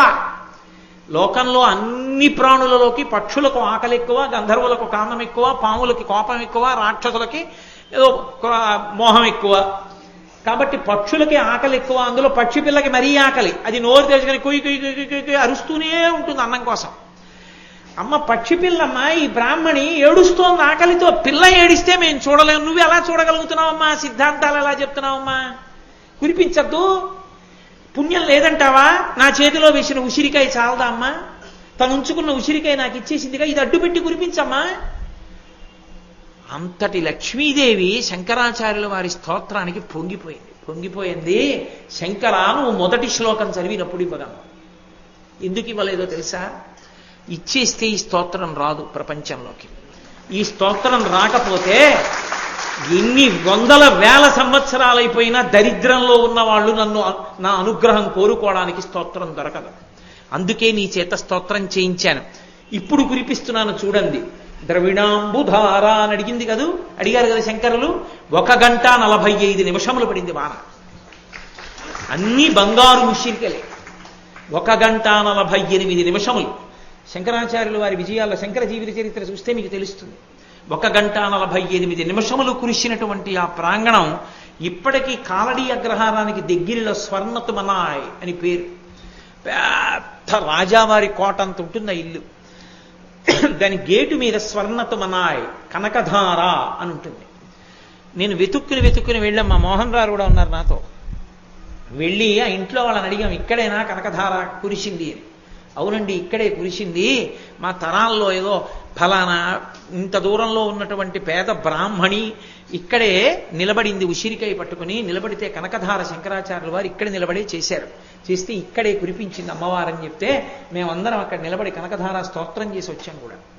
కాబట్టి శంకరుల మొట్టమొదటి స్తోత్రం లక్ష్మీదేవి మీద. లక్ష్మీదేవి పరంగా స్తోత్రం చేస్తూ ఆయన 2 సిద్ధాంతములను దాని యందు అంతర్లీనంగా ప్రతిపాదన చేశారు. ప్రతిపాదన చేసి ఇప్పటికీ లోకంలో దరిద్రం పోవడానికి చింతామణిగా చెప్పబడేటటువంటి స్తోత్రం కనకధారా స్తోత్రం. నాకు తెలిసి ఎందరో పెద్దలు ఇంట్లో దొంగలు పడి వస్తువులన్నీ పోతే మండలం రోజులు దీక్షగా ఈ కనకధార తరిమితే మళ్ళీ పోయిన వస్తువులు దొరికిన వాళ్ళు ఎందరో ఉన్నారు అలా వస్తువుల్ని పొందిన వాళ్ళు. ఇప్పటికీ కనకధారా స్తోత్రాన్ని అంత శక్తి. అది శంకర భగవత్పాదులు చేసిన మొట్టమొదటి స్తోత్రం. అటువంటి శంకరాచార్యుల వారు తరువాతి కాలంలో తల్లిగారు ఉపనయనం చెయ్యాలి అని సంకల్పం చేసి కామ్యోపనయనం చేశారు. చేస్తే అక్కడి నుంచి ఆయన విశేషమైనటువంటి ప్రజ్ఞాపాఠముల చేత సమస్త వాంగ్మయమైనకి కరతలామలకమైంది. ఆయనకి అవడమేమి, ఈశాన సర్వ విద్యానాం ఈశ్వర సర్వభూతానాం బ్రహ్మాధిపతి బ్రహ్మణోధిపతి బ్రహ్మా శివోమి అస్తు సదాశివోం. మరి ఇవన్నీ లేకుండా ఆయన ఒక్కసారి నాకు వచ్చినట్లు భాషింపచేయలేరా? చెయ్యకూడదు. ఎందుకని? వచ్చినది ఆచార్యుడిగా వచ్చారు. ఆచార్య అన్న మాటకు అర్థం ఏమిటంటే తాను వేదాన్నంతటినీ బాగా చదువుకుని వేదాంతర్గతమైనటువంటి విషయములను తాను ఆచరించి లోకాంచేత ఆచరింపచేసిన వాడు ఆచార్య. తప్ప తాను ఆచరించకుండా కేవలంగా తాను బ్రహ్మాన్ని చేరిపోయి జ్ఞానమును పొందినప్పటికీ ఆచారమును పాటించరు. ఇంకా వాళ్ళు మీకు ఆచరణకు అందరు, మీరు వాళ్ళని అనుకరించడం కుదరదు. భగవాన్ రమణులు ఉన్నారనుకోండి, వారిని గురువు అనాలంటే ఆచార్యులు అనకూడదు. రమణులు ఆచార్యులు అనకూడదు. ఎందుచేత అనకూడదు అంటే రమణులు సంధ్యావందనం చేయరు, మనం సంధ్యావందనం చేయడం మానకూడదు. రమణులు గోచీ పెట్టుకు తిరుగుతారు. రమణులు సర్కోమా పుట్టి నెత్తురు కారిపోతున్నా పట్టించుకోకుండా ఉండగలరు. వారి ఆచారము మనకు అందేది కాదు. వారి నిరంతరము బ్రహ్మమనందు రమిస్తూ ఉంటారు. వారిని గురు శబ్దంతో వదిలిపెట్టేస్తారు. ఆచార్య అంటే వేదాంతర్గతమైన విషయాన్ని తెలుసుకోవడమే కాదు, ఖచ్చితంగా వేదం ఎలా చెప్పిందో అలా ఆచరించి చూపించి మనం కూడా అలా బ్రతకడానికి వీలుగా మనకు అందుబాటులోకి ఉంటారు. వారిని ఆచార్య శబ్దంతో పిలుస్తారు. అందుకని భీష్మాచార్య, ద్రోణాచార్య, కృపాచార్య, ఆచార్య శబ్దం ఎందుకు వస్తుంది అంటే పేరు చివర ఆచార్య ఉంటే ఆచార్యుడని కాదు. ఏదో మిలిటరీలో పనిచేసి వచ్చిన వాళ్ళందరూ శాస్త్రి గారు కాదు. శాస్త్రం తెలుసున్నవాడు శాస్త్రి గారు. అలా ఆచార్య అని ఎవరిని పిలవాలి అంటే వేదంలో ఉన్న విషయాలు తెలుసుకుని ఆచరించిన వాడు ఆచార్య. అంతేకాని పేరు చివర ఆచార్య ఉంటే వేదంలో ఉన్న విషయాలన్నీ తెలిసి ఆచరిస్తున్నవాడని కాదు. ఏదో విశ్వవిద్యాలయాల్లో పాఠాలు చెప్పేవాళ్ళని ఆచార్య అంటారు. ఆ ఆచార్యకి వేదానికి సంబంధం లేదు. వాళ్ళకేమీ వేదవిహితమైన ఆచరణ ఏమి ఉండదు. వాళ్ళకి ఆచార్య శబ్దం ఎలా వచ్చిందో నాకు తెలియదు. మీరు ఆ ఆచార్య పట్టుకుని దానికి వేదానికి సంబంధం ఉందా అంటే 5 పైసల సంబంధం ఏమీ ఉండదు. వేదంలో ఆచార్య అంటే వేద సంబంధమైన ఆచరణ, వేదంలో చెప్పిన దాన్ని ఆచరించిన వాడు ఆచార్య. అంతేకాని ఏదో కొంత చదువుకుని పేరు పక్కన ఆచార్య పెట్టుకుంటే వైదికంగా ఒప్పుకుంటారా అంటే ఒప్పుకుంటారని నేను అనుకోను అలాగా. కాబట్టి ఆయన మహానుభావుడికి కామ్యోపనయనం చేశారు తల్లిగారు 5వ ఏట. సమస్త శాస్త్రములు కరతలామలకమయ్యే. ఆయన ఉంటానన్నది 8 ఏళ్ళు. సరే, వేరు కారణముల చేత 32 సంవత్సరములు మాత్రమే జీవించారు. ఆ 32 సంవత్సరాల్లోనూ 8 ఏళ్ళు బ్రహ్మచర్యానికి సరిపోయింది. ఎందుకంటే అమ్మ దగ్గరే ఉన్నారు, గురువు గారి దగ్గర ఉన్నారు చదువుకుంటూ. అలా చదువుకోవడం ఎందుకు? చదువుకోకపోయినా అన్నీ తెలిసినవారేగా. 10 మందికి లోకంలో చెప్పవలసిన వాడు తాను గురు సమాశ్రయణం చేసి గురువు దగ్గరుండి గురువు దగ్గర మాటను నేర్చుకోకపోతే రేపు గురు వైభవాన్ని ఎవరికి చెప్తారు? గురువు గారి గొప్పతనం ఎలా తెలుస్తుంది? అందుకని తాను ముందు గురువు గారి పాదాలు పట్టి చదువుకున్నారు. 2, తాను కేవలము బ్రహ్మచారిగా ఉండిపోయారనుకోండి, అసలు అవతారమునకు ప్రయోజనం చెల్లదు. ఎందుకని వచ్చిన అవతారం దేనికి వచ్చింది? లోకంలో జ్ఞానబోధ చెయ్యాలి, వేదము యొక్క ప్రమాణాన్ని నిలబెట్టాలి, 72 అవైదికమైన వాదనలను ఖండించాలి. ఇవి ఖండించాలంటే దేశమంతా తిరగాలి. బ్రహ్మచారిగా ఉంటే కుదురుతుందా? ఓ గురువు గారి దగ్గర ఉండాలి. గురువు గారు ఒరే భిక్ష పట్రా అంటే పట్టరావాలి, ఒరే దర్భలు పట్రా అంటే పట్టరావాలి, పాఠం చదువుకో అంటే చదువుకోవాలి, నా కాళ్ళు పట్రా అంటే కాళ్ళు పట్టాలి. అంతేకాని గురువుగారు నేను దేశాలన్నీ తిరిగి వస్తానని బ్రహ్మచారి వెళ్ళకూడదు. గృహస్థుగా ఉంటే భార్యాబిడ్డలను వదిలేసి వెళ్ళిపోకూడదు. వానప్రస్థుగా ఉంటే అరణ్యంలో కూర్చుని తపస్సు చెయ్యాలి తప్ప దేశాటనం చేయకూడదు. ఒక్క సన్యాసి మాత్రం ఒక చోట ఉండకుండా తిరుగుతూ ఉండాలి. ఎందుకని? ఎవ్వరితోటి సంబంధం ఉండకూడదు. అన్నిటినీ విడిచిపెట్టి ఎప్పుడూ తిరుగుతూ ఉంటాడు సన్యాసి. కాబట్టి అలా తిరుగుతూ ఉంటే 72 వాదనలను ఖండించి వేద ప్రమాణాన్ని నిలబెట్టచ్చు. అందుకని సన్యాసాశ్రమంలోకి వెళ్ళాలి. ఎంత తొందరగా సన్యాసాశ్రమంలోకి వెడితే అంత తొందరగా అవతార ప్రయోజనం నెరవేరుతుంది. 8వ ఏడు వచ్చేస్తోంది. అమ్మ సంబంధాలు చూస్తున్నారు. ఒరే ఉన్నదొక్కగానొక్క కొడుకువి, నీకు సంబంధం చూస్తున్నాను రా, పెళ్లి చేస్తాను, నువ్వు కంటి ముందు కొడుకు కోడలు ఉంటే నాకు సంతోషంగా ఉంటుంది, ఇంతటి మహావిద్వాంసుడు అంటున్నారు ఆర్యాంబ గారు. ఎలా సన్యాసం స్వీకరించడం? ఎదురు చూస్తున్నారు శంకరులు. ఆ శుభతరుణం రానే వచ్చింది. ఒకానొక ఆయన పూర్ణానది దూరంగా ప్రవహిస్తుంటే దగ్గరికి పిలిచారు. నిన్న చెప్పాను కదా మీతో, అమ్మగారికి ఒంట్లో బాగుండక నైమిత్తిక దినాడు స్నానం చేయడానికి నది వరకు వెళ్ళలేక బాధపడుతుంటే నదినే ఆ ఇంటి సమీపంలో ప్రవహించమని శంకరులు ప్రార్థన చేస్తే పూర్ణానది తన ప్రవాహ మార్గాన్ని మళ్లించుకుని వచ్చి శంకరుల యొక్క ఇంటి ముందు నుంచి ప్రవహించింది. ఒకనాడు శంకరుల తల్లి ఒడ్డున నించునున్నారు. ఇప్పటికీ మీరు కాలడీ వెడితే చూడొచ్చు, శంకరాచార్యుల వారి పాదాన్ని మొసలి ఎక్కడ పట్టుకుందో ఆ రేవు ఇప్పటికీ ఉంది. ఆ రేవును ఒక ప్రత్యేకమైన పేరుతో పిలుస్తారు. ఆ పక్కనే శంకరాచార్యుల వారి ఇల్లు కూడా ఉంది. ఆ పూర్ణానదిని శంకరాచార్యుల వారి దగ్గరికి రమ్మని పిలిచినప్పుడే ఆ నది ప్రవాహ వేగాన్ని మార్చుకున్నప్పుడు మధ్యలో ఉన్న కృష్ణుడి దేవాలయం కొట్టుకుపోయింది. కొట్టుకుపోతే కృష్ణ భగవానుడు, ఏమయ్యా నా దేవాలయం కొట్టుకుపోతోంది, నువ్వు పూర్ణానదిని దగ్గరికి పిలిచావన్నారు. శంకరులు బాలశంకరులు అప్పటికి ఆ కృష్ణుడి విగ్రహాన్ని తీసుకొచ్చి ఆయన యొక్క చిన్న వయస్సులో ఆయన మేధాశక్తిని చూసి పొంగిపోయినటువంటి రాజు ఆయనని ఆదరిస్తే ఆ రాజుని అక్కడ కృష్ణాలయం నిర్మించమని అడిగారు. అడిగితే ఇప్పటికీ ఆ పక్కనే కృష్ణాలయం నిర్మింపబడి ఉంటుంది శంకరాచార్యుల వారి ఇంటి పక్కన. ఇప్పటికీ ఉంది ఆ విగ్రహం, ఇప్పటికీ ఉంది ఆ దేవాలయం. శంకరుల కాలు మొసలి ఏ రేవులో పట్టుకుందో ఆ రేవు ఇప్పటికీ ఉంది. అక్కడ స్నానం చేస్తూ ఉంటారు. పూర్ణానది ప్రవహిస్తూ ఉంటుంది. అటువంటి పూర్ణానదిలో స్నానం చేసి అమ్మగారు పైకెక్కారు. అమ్మగారు ఒడ్డున నించున్నారు. శంకరాచార్యుల వారు కిందకి దిగారు. నేను శంకరాచార్యుల వారు అని అలవాటు మీద అంటున్నాను, కానీ మీరు బాలశంకరులు అనుకుంటూ ఉండాలి సన్యాసం పూర్తయ్యే వరకు. కాబట్టి బాలశంకరులు దిగారు. దిగి ఆయన స్నానం చేస్తున్నారు. స్నానం చేస్తుంటే మొసలి వచ్చి కాలు పట్టుకుంది. మొసలి కాలు పట్టుకుంటే వెంటనే శంకరులు పైన మెట్ల మీద నిలబడిన అమ్మ వంక తిరిగి చూసి అన్నారు, అమ్మా నా కాలు మొసలి పట్టుకుంది, నేను సన్యసిస్తానమ్మా అన్నారు. ఎందుకురా నాయనా సన్యాసం అంది తల్లి. అమ్మా నేను కానీ సన్యసించానా పునర్జన్మ, ఈ జన్మ విడిచిపెట్టేసినట్టు, ఈ జన్మ పూర్తయిపోయినట్టు లెక్క. కాబట్టి కాలుని పట్టుకున్న మొసలి వదిలేయచ్చు, అవకాశం ఉంటుంది. 2, నేను సన్యసిస్తే నాకు ముందు ఉన్న 21 తరాలు తరిస్తాయి, కాబట్టి నువ్వు కూడా తరిస్తావమ్మా. ఒకవేళ సన్యసించి బ్రతికాననుకో నీ కళ్ళ ముందు సన్యాసిగా తిరుగుతూ ఉంటాను. కాదు అని అన్నావనుకో అమ్మా ఈ మొసలి నన్ను లాగేస్తుంది. అందుకని అమ్మా నన్ను అనుమతించు అన్నారు. ఎందుకని? తల్లి తండ్రి ఇద్దరూ ఉంటే ఇద్దరు, లేదా తల్లి అనుమతించకుండా సన్యాసం తీసుకోకూడదు. కాబట్టి తల్లిని అనుమతించమని అడిగారు. అమ్మగారు పాపం కంగారు పడిపోయింది. ఏ కొంచెమైనా ఆలోచిస్తే మొసలి పిల్లాన్ని లాగేస్తుంది. ఎంత ఉంటాడంటే 5 ఏళ్ల పిల్లాడు ఇంత ఉన్నాడు, లాగేస్తుంది. లాగేస్తే కొడుకు ఉండడు. సన్యాసం తీసుకోరా అని ఒక మాట అన్నారనుకోండి, సన్యసిస్తే కళ్ళ ముందు కనీసం తిరుగుతూ ఉంటాడు. అందుకని ఆవిడ కొడుకు కనపడతాడన్న తాపత్రయంతో నీ ఇష్టం వచ్చినట్టు చెయ్యి అన్నాడు. అలా తీసుకునే సన్యాసాలు 2 రకాలుగా ఉంటాయి. ఒకటి ఆతుర సన్యాసము అంటారు, రెండవది ఆపత్ సన్యాసము అంటారు.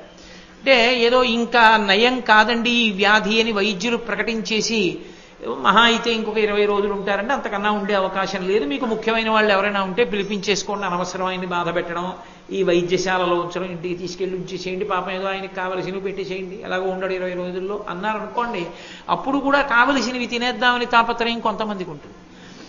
20 రోజుల్లో వెళ్ళిపోతాం కదా, దిక్కుమాల శరీరం, ఇన్నాళ్ళు దీంతో వేతన పడ్డాను అయిపోయింది, ఇంకా వెళ్ళిపోయే ముందు ఏమిటి శరీరంతో తాపత్రయం, బంధువులతో తాపత్రయం అని విశేషమైన వైరాగ్యం వస్తుంది కొంతమందికి. అంతటి తీవ్ర వైరాగ్యం వస్తే శాస్త్రీయమైన సన్యాసాన్ని తీసుకోకుండా అప్పటికప్పుడు మరణశయ్య మీద ఉండి సన్యాసం తీసుకుంటారు. అలా తీసుకున్న సన్యాసాన్ని ఆతురత సన్యాసం అంటారు. ఆపత్ సన్యాసము అని ఒక సన్యాసం ఉంటుంది. అంటే అకస్మాత్తుగా ప్రమాదం వచ్చి పటమరించేసింది అనుకోండి, ఇదిగో ఇప్పుడు శంకరాచార్యులు వారి కాళ్ళని మొసలు పట్టేసుకున్నట్టు, ఇంకా బతుకుతానో బతకతో అన్న సందిగ్ధం వచ్చిందనుకోండి, సన్యాసం తీసేసుకుంటారు. సన్యస్తోహం, నేను సన్యసించాను అని అరుస్తారు. అరిచి దానికి ఒక ప్రత్యేకమైన మంత్రభాగం ఉంటుంది, ప్రేషమంత్రం, ఆ మంత్రాన్ని పఠిస్తారు. అంటే ఆ మంత్రం చదివారు అంటే ఇక లోకంలో నన్ను చూసి ఎవ్వరూ భయపడవలసిన అవసరం లేదు, నేను ఏ ప్రాణి పట్ల నిర్దయగా ఉండను, హింస విడిచిపెట్టేశాను, నా వలన ఎవ్వరికీ బాధ ఉండదు. అందుకే చాతుర్మాస్యం చేస్తారు, వర్షాకాలం 4 నెలలు ఎక్కడికి వెళ్ళరు, ప్రాణులు పుడుతూ ఉంటాయి, తమ పదఘట్టనల చేత మరణిస్తాయి కాబట్టి ఎక్కడికి వెళ్ళరు, ఉండిపోతారు చాతుర్మాస్యానికి, ఏదో ఒక ఊళ్ళో ఉండిపోతారు. కాబట్టి నా వలన ఏ ఇబ్బంది లోకానికి లేదు అని ప్రకటనం చేశారు. ప్రకటనం చెయ్యగానే కాలిని పట్టుకున్న మొసలి విడిచిపెట్టేసి గంధర్వుడు కనపడ్డాడు ఎదురుగుండా. కనపడి ఆ గంధర్వుడు తన కథ తానే చెప్పాడు. అయ్యా, ఒకానొకప్పుడు నేను ఆ హిమాలయ పర్వతాల మీద ఉన్నటువంటి సరోవరంలో నా ప్రియురాళ్లతో కలిసి ఉన్మత్త ఆ స్థితిలో ఆడుకుంటున్నాను, జలక్రీడలలో ఉన్నాను. అటుగా దుర్వాసో మహర్షి వెళ్ళిపోతున్నారు. దుర్వాసో మహర్షి పరమశివుని యొక్క అంశ. ఆయనని చూసి గౌరవించలేదు, నమస్కరించలేదు, కనీసం లేచి నిలబడలేదు. ఆయనని చూసి ఈయనని పెద్ద గౌరవించేది ఏమిటన్నట్లు ఎగతాళిగా నవ్వాడు. ఆయన చూసి అన్నారు, నీకు జలక్రీడలాడడం అంత సంతోషంగా ఉంది తప్ప మహాత్ములు నీ కంటికి కనపడలేదు కనుక జలమునందు చెరించేటటువంటి మొసలివై ఉండెదువుగాక అని శాపవాక్కు విడిచిపెట్టారు. అప్పుడు తలకెక్కిన మదం కిందకి దిగి వచ్చి ఆయన కాళ్ళ మీద పడ్డాడు. నాకు శాప విమోచనం ఎలా అన్నాడు. పరమశివుని పాదాన్ని నువ్వు పట్టుకున్నప్పుడు. పరమశివుడి పాదం నాకెందుకు దొరుకుతుంది మొసలిగా ఉంటే నీళ్లలో అన్నాడు. నువ్వు పట్టుకోవడం అంటే నువ్వు వెళ్ళి పట్టుకోక్కర్లేదు, శివపాదములే నీ దగ్గరికి వస్తాయి. ఒకనాడు నీ దగ్గరికి శివుని యొక్క పాదములు వస్తాయి, ఆ పాదాన్ని పట్టుకుంటావు, నీకు శాప విమోచనం. చాలా సంతోషం అన్నాడా, మొసలై పడున్నాడు పూర్ణానదిలో. బాలశంకరులు కాలు పెట్టారు. బాలశంకరులంటే కైలాస శంకరుడే, అందుకే ఆయన కాలు పెట్టారంతే. మొసలి ఆ పట్టుకున్న కాలు విడిచిపెట్టేసి గంధర్వుడై వెళ్ళిపోయింది. ఆయన కాలు మొట్టమొదటిసారి పట్టుకున్నది ఏది ఉందో దానికి శాప విమోచనం అయిపోయింది. ఆయన బ్రహ్మచారి కదూ, చిన్నవాడు, అప్పటి వరకు ఆయన కాళ్ళు ఎవరు పట్టుకుంటారు, ఎవరు పట్టుకోరు. అదొక కారణం ఆయన బ్రహ్మచారిగా ఉండకపోవడానికి. బ్రహ్మచారిగా ఉంటే ఎవరు పెద్దరికాన్ని అంగీకరించారు, పిల్లాడికి నోరు మొయ్యి అంటారు. అదే సన్యాసి అయితే గృహస్థులందరూ ఆయనకి నమస్కరించారు. పైగా ఒక నియమం ఉంది, గృహస్థు సన్యాసికి ఏమొచ్చన్నది పక్కన పెట్టేయండి, సన్యాసి కనబడితే నమస్కరించి తీరాలంతే. సన్యాసి ఎవరికి నమస్కరించాలి? ఇద్దరు సన్యాసులు కలుసుకున్నారు అనుకోండి, ఏ సన్యాసికి నమస్కరించాలి? అసలు నమస్కరించవలసిన అవసరం ఏముందండి? ఇద్దరు పక్క నుంచి పోతే మీకేమిటి గొడవ అంటారేమో. శాస్త్రం అని ఒకటి ఉంది కదా, గౌరవించవలసిన అవసరం ఒకటి ఉంది కదా. ఎవరికి నమస్కారం చేయాలి అంటే ఇద్దరిలో ఎవరు ఎక్కువ చాతుర్మాస్యములు చేస్తారో వాళ్ళకి రెండవ వారు నమస్కారం చేయాలి. అందుకే పరమాచార్య సశరీరులై ఉన్న కాలంలో ఆయనకి నమస్కరించేవాడు ఈ ఆయన నమస్కరించవలసిన వాడు ఈ భూమండలంలో ఇంకొకడు లేడు. 13వ ఏట సన్యాసం తీసుకుని 100వ ఏటకి 87 చాతుర్మాస్యాలు చేశారు. 87 చాతుర్మాస్యములు చేసిన సన్యాసి వేరొకడు లేడు. అందుకే పరమాచార్య నమస్కరించేది భగవంతుడికే తప్ప ఆయన నమస్కరించడానికి వేరొక మనిషి లేకుండా పోయాడు. అందుకే ఒకానొకప్పుడు ఆయన చెప్పుకున్నారు చమత్కారంగా, నేను ఈ యుగంలో పుట్టాను కాబట్టి అదృష్టం, నేను రాముడికి నమస్కరిస్తున్నాను, నేను త్రేతాయుగంలో పుట్టుంటే నాకు అదృష్టం ఉండేది కాదన్నారు. ఎందుకంటే రాముడు నరుడిగా నడిచి ధర్మాన్ని చూపించాడు కాబట్టి, సన్యాసి కాబట్టి పరమాచార్యాక ఆయనే నమస్కరిస్తాడు. కలియుగంలో పుట్టాను కాబట్టి రాముడికి నమస్కారం చేసుకుంటున్నానని చెప్పుకున్నారు ఆయన. కాబట్టి సన్యాసులు ఒకరికొకరు నమస్కరించుకోవడానికి కూడా ఒక సిద్ధాంతం ఉంటుంది, ఒక ధర్మం ఉంటుంది. కాబట్టి ఇప్పుడు ఆయన పాదమును పట్టుకున్నటువంటిది నేను సన్యాసమును తీసుకున్నాను అని అనగానే ఆయన కాలు పట్టుకున్న మొట్టమొదటి ప్రాణి ఒక మొసలి. ఆ మొసలి వెంటనే గంధర్వుడైపోయింది, శాప విమోచనం అయిపోయింది. అందుకే ఆయనకి భగవత్పాద అని పేరు. ఆ పాదములను తర్వాత ఎంతమంది పట్టుకున్నారో అందరూ భగవంతుణ్ణి చేరిపోయారు. అసలు శంకరాచార్యుల వారి అవతారంలో మొట్టమొదట ఆయన పాదం పట్టుకున్న దగ్గర నుంచి విడుదల ప్రారంభం. ఆయన పాదములు పట్టి బంధనంలో పడ్డవాడు లేడు, ఆయన పాదాలు పట్టిన ప్రతివాడు విడుదలే. అదే శంకర విజయం. అందుకే జయ జయ శంకర హర హర శంకర. ఎక్కడికి వెళ్ళినా రెండు మాటలే. అటువంటి శంకరాచార్యులు వారు ఒడ్డుకొచ్చారు. ఒడ్డుకొస్తే అమ్మగారు అన్నారు, రారా ఇంటికి వెళ్ళిపోదాం అన్నారు. పిచ్చి తల్లి కదూ, తల్లి ప్రేమ తల్లి ప్రేమ అంటే ఆయన అన్నారు, అమ్మా ఎక్కడికి వెళ్ళిపోతాను, నాకు ఆకలేసి ఏ ఇంటి ముందు నిలబడి భవతి భిక్షాం దేహి అంటే నా జోలిలో అన్నం వేసినటువంటి ప్రతి తల్లి నా అమ్మ. నాకు పాఠం చెప్పి నాకు సన్మార్గం చూపించిన ప్రతి గురువు నా తండ్రి. నాకు ఒక మంచి భార్య ఉందమ్మా ఇప్పటికే. ఎవరో తెలుసా భార్య? సన్యాసిని కనుక ఇప్పుడు నేను నాకు శాంతి భార్య. కాబట్టి వసుధైవ కుటుంబకం, నాకు ఈ 3 లోకములు నా కుటుంబమే. కాబట్టి అమ్మా ఇంక ఇంటికి రావడం కుదరదు, సన్యసించాను కదూ వెళ్ళిపోతున్నాను అన్నాడు. అమ్మంది ఏడిచి, ఒరే ఒక్కగానొక్క కొడుకువి, సన్యసించి వెళ్ళిపోతున్నావే, కళ్ళ ముందు ఉంటావని తాపత్రయపడ్డాను. మీ తండ్రి గారా శరీరం విడిచిపెట్టారు, నువ్వా వెళ్ళిపోతున్నావు, పెద్దదాన్ని అయిపోయాను, ఎలాగరా అంది. అంటే ఆయన అన్నారు, అమ్మ బెంగ పెట్టుకోకు, నీకు అవసాన కాలం ఏర్పడినప్పుడు నన్ను స్మరించు, నేను ఎక్కడ ఉన్నా నీ దగ్గరికి వస్తానమ్మా అని వరం ఇచ్చారు. శంకరాచార్యుల వారు అమ్మగారికి ఇచ్చినటువంటి వరానికి వచ్చారు. ఎందుకో తెలుసా అండి? మీరు బాగా గుర్తించవలసిన విషయం ఒకటి ఉంది. ఈ దేశంలో అత్యంత పూజనీయమైన స్థానము అన్న దాంట్లో తిరుగులేని స్థానం ఏదైనా ఉంటే తల్లి ఒక్కటే. తల్లికి పూజనీయత ఏ చోటా తగ్గదు. కొడుకు సన్యాసం తీసుకుని పీఠాధిపతి అయ్యాడు అనుకోండి, పీఠాధిపతిగా కొడుకు కూర్చుంటే తండ్రి దర్శనానికి వచ్చాడు అనుకోండి, తండ్రి కొడుక్కి నమస్కారం చేసి వెళ్ళాలి, కొడుకు లేచి నిలబడక్కర్లేదు. తల్లిగారు వస్తున్నారనుకోండి, మామూలుగా కాదు, పరమ ఆదర బుద్ధితో లేచి నిలబడి అమ్మకి నమస్కారం చెయ్యాలి. ఇంకా విచిత్రం ఏమిటో తెలుసా? సన్యాసం తీసేసుకున్నాడు అనుకోండి తండ్రి, అంటే అంతకుముందు పెళ్ళయింది, కొడుకున్నాడు, తండ్రి ఏ కారణానికో సన్యాసం తీసుకున్నాడు. ఆ తండ్రి సన్యాసం తీసుకున్న తర్వాత కొంతకాలానికి శరీరం విడిచిపెట్టాడు. కొడుకు 11 రోజులు కార్యక్రమాన్ని చెయ్యకూడదు. 11వ రోజు కానీ 12వ రోజు కానీ ప్రత్యేకమైన ఒక్క కార్యక్రమాన్ని చేస్తాడంతే, ఇక మిగిలిన కార్యక్రమాన్ని చెయ్యకూడదు. అదే సన్యసించిన వ్యక్తి ఉన్నాడు అనుకోండి, తల్లి కానీ తండ్రి కానీ శరీరం విడిచిపెట్టారని తెలిసిందనుకోండి, ఉత్తర క్షణం ఏ బట్టలతో ఉన్నాడో ఆ బట్టలతో వెళ్ళి స్నానం చేయాలి. తల్లి తండ్రి ఇద్దరి విషయంలో స్నానం. బ్రతికున్నప్పుడు తండ్రి దర్శనానికి వస్తే కొడుకు లేచి నిలబడక్కర్లేదు, నమస్కారం చెయ్యక్కర్లేదు, తండ్రే కొడుక్కి చేసి వెళ్ళాలి. తల్లి సన్యసించినప్పటికీ కూడా తల్లి కనబడితే మాత్రం పరమ ఆదర బుద్ధితో లేచి నిలబడి నమస్కరించాలి.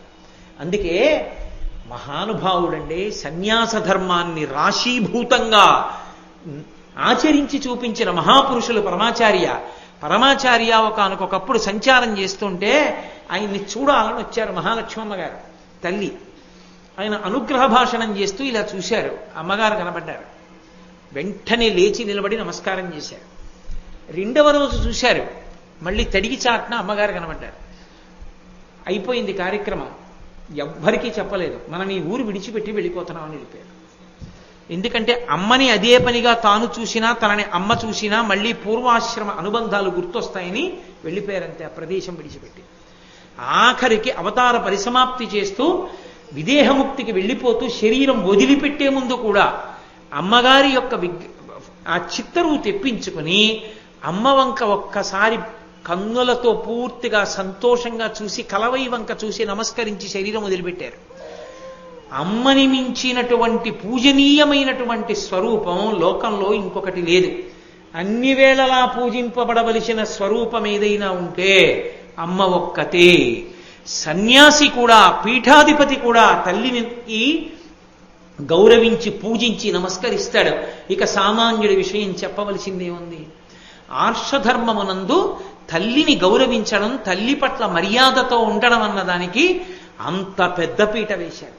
శంకరాచార్యుల వారు కేవలం అవతార స్వీకారం చేయడం కాదు, తల్లి పట్ల ఎంత గౌరవంతో ఉండాలో మనకందరికీ కూడా తన ఆచరణ చేత బోధించి చూపించారు.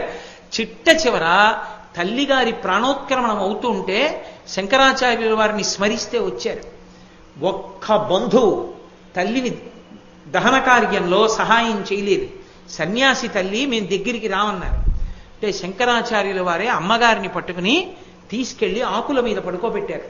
పడుకోబెడితే తల్లిగారి తలకట్టున ఒక కుటుంబం, కాళ్ల కట్టున ఒక కుటుంబం మాత్రం నిలబడింది. ఇప్పటికీ కేరళ రాష్ట్రంలో ఆ రెండు కుటుంబాలు, ఆ రెండు ఇంటి పేర్లని మాత్రం తలకట్టు కుటుంబం, కాళ్లకట్టు కుటుంబం అనే అర్థం వచ్చే పేర్లతోటే పిలుస్తారు మలయాళ భాషలో.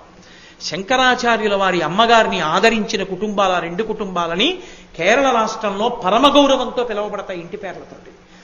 శంకర భగవత్పాదులప్పుడు ఆమె శరీరంలో తునక కోసి ఆ శరీరాన్ని తీసుకెళ్లి అంత్యేష్టి సంస్కారం చేశారు. ఆనాడు శంకరాచార్యుల వారు తల్లికిచ్చినటువంటి మాటని నిలబెట్టుకోవడంలో కలిసి రాలేదు కనుక శంకర భగవత్పాదుల యొక్క శాప కారణంగానే ఇప్పటికీ ఆ రాష్ట్రంలో వాళ్ళ ఇంటి పెరటిలోనే వాళ్ళ కుటుంబ వ్యక్తుల్ని సమాధి చేసుకునే అలవాటు వచ్చింది. శంకరాచార్యుల వారు వారింట్లోనే సమాధి చేశారు. అందుకే ఇప్పటికీ మీరు కాలడి వెడితే ఆ తల్లి ఆ ఆర్యాంబ యొక్క సమాధి శంకరాచార్యుల వారు ఏ ఇంట ఉన్నారో ఆ ఇంట్లోనే మీకు కనపడుతుంది, అఖండ జ్యోతి వెలుగుతూ కనపడుతుంది. అంతటి మహానుభావుడు శంకరుడంటే. తల్లిని అంత గౌరవించినటువంటి మహాపురుషులు. అటువంటి శంకరాచార్యుల వారు సన్యాసాశ్రమాన్ని స్వీకరించి ఉండకపోతే వారు భారతదేశం అంతటా కూడా మూడు పర్యాయములు పాదచారి అయి ఎలా పర్యటిస్తారు? ఆశ్రమం అంగీకరించారు. అలా సన్యాసి కాబట్టి తిరిగారు కాబట్టి 72 అవైదికమైనటువంటి వాదనలను ఖండించి మహానుభావుడు మళ్ళీ వేదాన్నంతటినీ కూడా ప్రమాణవాక్కుగా నిలబెట్టి ఇవాళ మనం ఇన్ని కార్యక్రమాలు చేసుకుంటున్నామంటే ఈ కార్యక్రమాలన్నీ కూడా శంకరాచార్యుల వారి భిక్ష. శంకరులు లేని నాడు ఇవేమీ లేవు, కాలగర్భంలో ఎప్పుడో కలిసిపోయాయి. శంకరులు అవతారం వచ్చింది కాబట్టి ఇప్పటికే ఇవి అన్నీ బతికి బట్ట కట్టాయి. కాబట్టి శంకరులకి నమస్కారం చెయ్యకపోతే అంతకన్నా కృతజ్ఞత ఇంకొకటి ఉండదు. ప్రతి ఇంటా శంకరాచార్యుల వారి మూర్తి ఉండాలి, ప్రతి ఇంటా శంకరాచార్యుల వారికి నమస్కారం జరగాలి. అంతటి మహోత్కృష్టమైన అవతారం శంకరాచార్య స్వామి వారిది. అటువంటి శంకర భగవత్పాదులు ఆ సన్యాసాశ్రమాన్ని స్వీకరించారు. అందుకే శంకరుల యొక్క అవతార వైశిష్ట్యం ఏమిటో పద్మపాదాచార్యుల వారు స్తోత్రం చేశారు. పద్మపాదాచార్యుల వారు ఒక చోట శంకరుల యొక్క వైభవాన్ని ప్రస్తుతి చేస్తూ స్తోత్రం చేశారు. అందులో ఆయన అన్నారు, నమామ్యభోగీ పరివార సంపదం నిరస్తభూతిం అనుమార్థ విగ్రహం. ఆ శంకరులు అపూర్వమైనటువంటి శంకరులు. ఏదో మామూలుగా మనం రోజు చెప్పుకునేటటువంటి పరమశివుని వంటి స్వరూపం కాదది. అందుకని నిరస్తభూతిం అనుమార్థ విగ్రహం వినా వినాయకం అపూర్వ శంకరం. అపూర్వమైనటువంటి శంకరులైన ఏ కారణం చేత అంటేట నమామ్యభోగీ పరివార సంపదం అని మొదలుపెట్టారు. నమామి, నమస్కరించుచున్నాను. పద్మపాదాచార్యుల వారు శిష్యులు, శంకరాచార్యుల వారు గురువు. గురువు గారి పేరు చెప్పేటప్పటికి శిష్యుడి 2 చేతులు ఇలా ఉండాలి. గురువు అంటే శాసకుడు, మార్గమును చూపించి పరమేశ్వరుణ్ణి చేర్చగలిగిన వాడు. అందుకే గురువుకి ఇచ్చే మొట్టమొదటి గౌరవమేది? నమస్కరించుటయే. అందుకే శ్లోకం దేంతో మొదలు పెట్టారంటే నమామి అంటూ నమస్కరించుచున్నాను. ఎవరికి? నమామ్యభోగీ పరివార సంపదం. అభోగీ పరివార సంపదం. శంకరాచార్యుల వారట భారతదేశంలో ఎక్కడికి వెళ్ళి ఆయన ఏ పాఠం చెప్దామని కూర్చునుంటే 6000 మంది సన్యాసులు ఆయన చుట్టూ ఉండేవారట. సత్యదండం పట్టుకుని అద్వైత మార్గంలో వెడుతున్నటువంటి సన్యాసులు 6000 మంది సన్యాసులు ఆయన వెంట లేని రోజు లేదు. ఒక్కొక్క సందర్భంలో శంకరాచార్యుల వారు నడిచి వెడుతుంటే కొన్ని కిలోమీటర్ల వరకు, కొన్ని మైళ్ల వరకు ఆయన మాటలు వినాలని ఆయనను అనుగమించి నడిచి వెడుతుండేవారు. అటువంటి శంకరుల చుట్టూ ఉండేవాళ్ళు ఎవరుండేవారు? ఆయన సన్యాసిగా ఉన్నారు కనుక సన్యాసులే ఉండేవారు. కైలాస శంకరుడిగా ఉంటే భోగీ పరివార సంపదం, ఆయన దగ్గర భోగీ పరివారం ఉంటుంది. భోగీ పరివారం అంటే భోగి అంటే పాము, పాముకి భోగి అని ఒక పేరు. ఆ పాములు ఆయనకి పెద్ద సంపద. సంపదని అలంకారం కింద కదండి పెట్టుకుంటాం. నా దగ్గర 4 గొలుసులు ఉన్నాయనుకోండి వేసుకోను, 4 కంకణాలు ఉన్నాయనుకోండి చేతి నిండా పెట్టుకోను. సంపద ఉంటే ఒంటి మీద వేసుకుంటాం. శంకరుడికి ఉన్న సంపద ఏమిటి? పావులే, అందుకని ఒంటి మీద వేసుకుంటాడు. అంటే మీరు ఒక మాట అనుకోవచ్చు, అదేమిటండి పాపం ఆయనకి అలా బొత్తిగా అన్యాయంగా పావులే తప్ప ఇంకేం ఉండవండి అనుకోకూడదు. దాని అర్థం ఏమిటో తెలుసా? పాము చుట్ట చుట్టుకుని ఉంటుంది. చుట్ట చుట్టుకుని ఉండి ఆ చుట్టలోంచే తలని పైకి తీస్తుంది. తీసి తల ముందుకు వెళ్ళిపోతుంటుంది. ఆ చుట్టలోంచి చుట్ట విప్పుకుంటూ వెడుతుంటుంది. చుట్టలాగే ఉంటుంది. అందులోంచి తలొకటి తీసి అడ్డంగా వెడుతూ ఉంటుంది. ఈ చుట్ట మెల్లగా విప్పుకుంటూ పాముగా మారిపోయి వెళ్ళిపోతుంది. మళ్ళీ ఎక్కడికో వెళ్ళిందనుకోండి చుట్ట చుట్టుకుంటుంది. కాలము ప్రవాహంలో అలా వెడుతుంది. కాలము అన్నిటినీ పడగొట్టేస్తుంది. కాలంలో జగత్తంతా వెళ్ళిపోతుంది. అంత పుట్టిన తేదీ ఉన్న ప్రతి ప్రాణికి మరణించే తేదీ ఉంటుంది. తెలియచ్చు తెలియకపోవచ్చు, అది వేరు విషయం. కానీ మరణాన్ని మాత్రం ఎవ్వరు ఏ ప్రాణి తప్పుకోలేరు. మరణాన్ని తప్పుకోగలిగిన వాడు మృత్యువు తనకి ఆభరణమైన వాడు. మృత్యువునికి తాను లొంగడని చెప్పడానికి గుర్తు పావుని మెళ్ళో వేసుకోవడం. అంతేకాని చేతకాక పావులు మెళ్ళో వేసుకున్నవాడు కాదాయన. అందుకని అక్కడ కైలాసంలో ఉన్న శంకరుడికి ఒంటి మీద పాముల ఆభరణం. శంకరాచార్యుల వారిగా వస్తే నమామ్యభోగి పరివార సంపదం. ఇక్కడ అభోగి, అభోగి అంటే భోగాలన్నీ వదిలిపెట్టేసిన వాళ్ళు. భోగాలన్నీ అనుభవించడానికి అధికారం ఉన్నవాడు గృహస్థు. గృహస్థు భోగం అనుభవించవచ్చు, తప్పు లేదు. మంచం మీద పడుకోవచ్చు, భార్యతో కలిసి ఉండొచ్చు, బిడ్డలతో కలిసి ఉండొచ్చు, మధుర పదార్థం తిందామనిపిస్తే భగవంతుడికి నివేదన చేసుకుని చక్కెర పొంగల్ తినచ్చు, పాయసం తాగచ్చు, దోషమేం లేదు. ఓ పట్టుబట్ట కావాలంటే కొనుక్కోవచ్చు, బీరువాలో 10 బట్టలు పెట్టుకోవచ్చు, కావాలనుకుంటే దానం చేయొచ్చు, అవసరం అనుకుంటే దానం పట్టుకోవచ్చు, తప్పేం లేదు. కానీ సన్యాసికి అటువంటి అధికారాలు లేవు. ఆయన అభోగి. ఆయనకి ఆకలేసింది అనుకోండి, అదొక రోగం లాంటిది. నాకు దగ్గొచ్చింది అనుకోండి, డాక్టర్ గారి దగ్గరికి వెడితే ఏదో మందు సీసా ఇచ్చి 3 పూట్ల 7 రోజులు వేసుకోండి అన్నారు అనుకోండి. ఓ రోజు వేసుకోగానే తగ్గిపోయింది అనుకోండి, ఇంత ధర పోసి కొన్నాను అని మిగిలిన 6 రోజులు అది వేసుకోను, తగ్గిపోయింది వదిలేస్తాను. అది తీయగా ఉంటే నాకెందుకు, చేదుగా ఉంటే నాకెందుకు, దగ్గు తగ్గడానికి అది వేసుకుంటాను. నేను ఎంత వేసుకుంటాను, ఎంత మోతాదో అంతే. తీయగా ఉంది బాగుంది కదా అని 2-3 సీసాలు పుచ్చుకోను కదా. కేవలం ఏదో ఎంత పుచ్చుకోవాలి, 3 చెంచాలు వేసుకోమంటే 3 చెంచాలు వేసుకోవాలి. సన్యాసి ఆకలి అటువంటి. సన్యాసికి ఆకలేసింది అనుకోండి, అనారోగ్యం వచ్చింది అనుకుంటాడు. అది తీరడానికి భవతి భిక్షాందేహి. ఓ తల్లి పచ్చి క్యాబేజీ కూర తీసుకొచ్చి చేతిలో పారేసింది. చక్కగా పరమ సంతోషంగా, ఏ మనసులో మార్పు లేకుండా ఆ క్యాబేజీ తినేసి వెళ్ళిపోతాడు. ఆకలి తీరిపోయి. నేను ఒకప్పుడు ఒక సన్యాసిని చూశాను.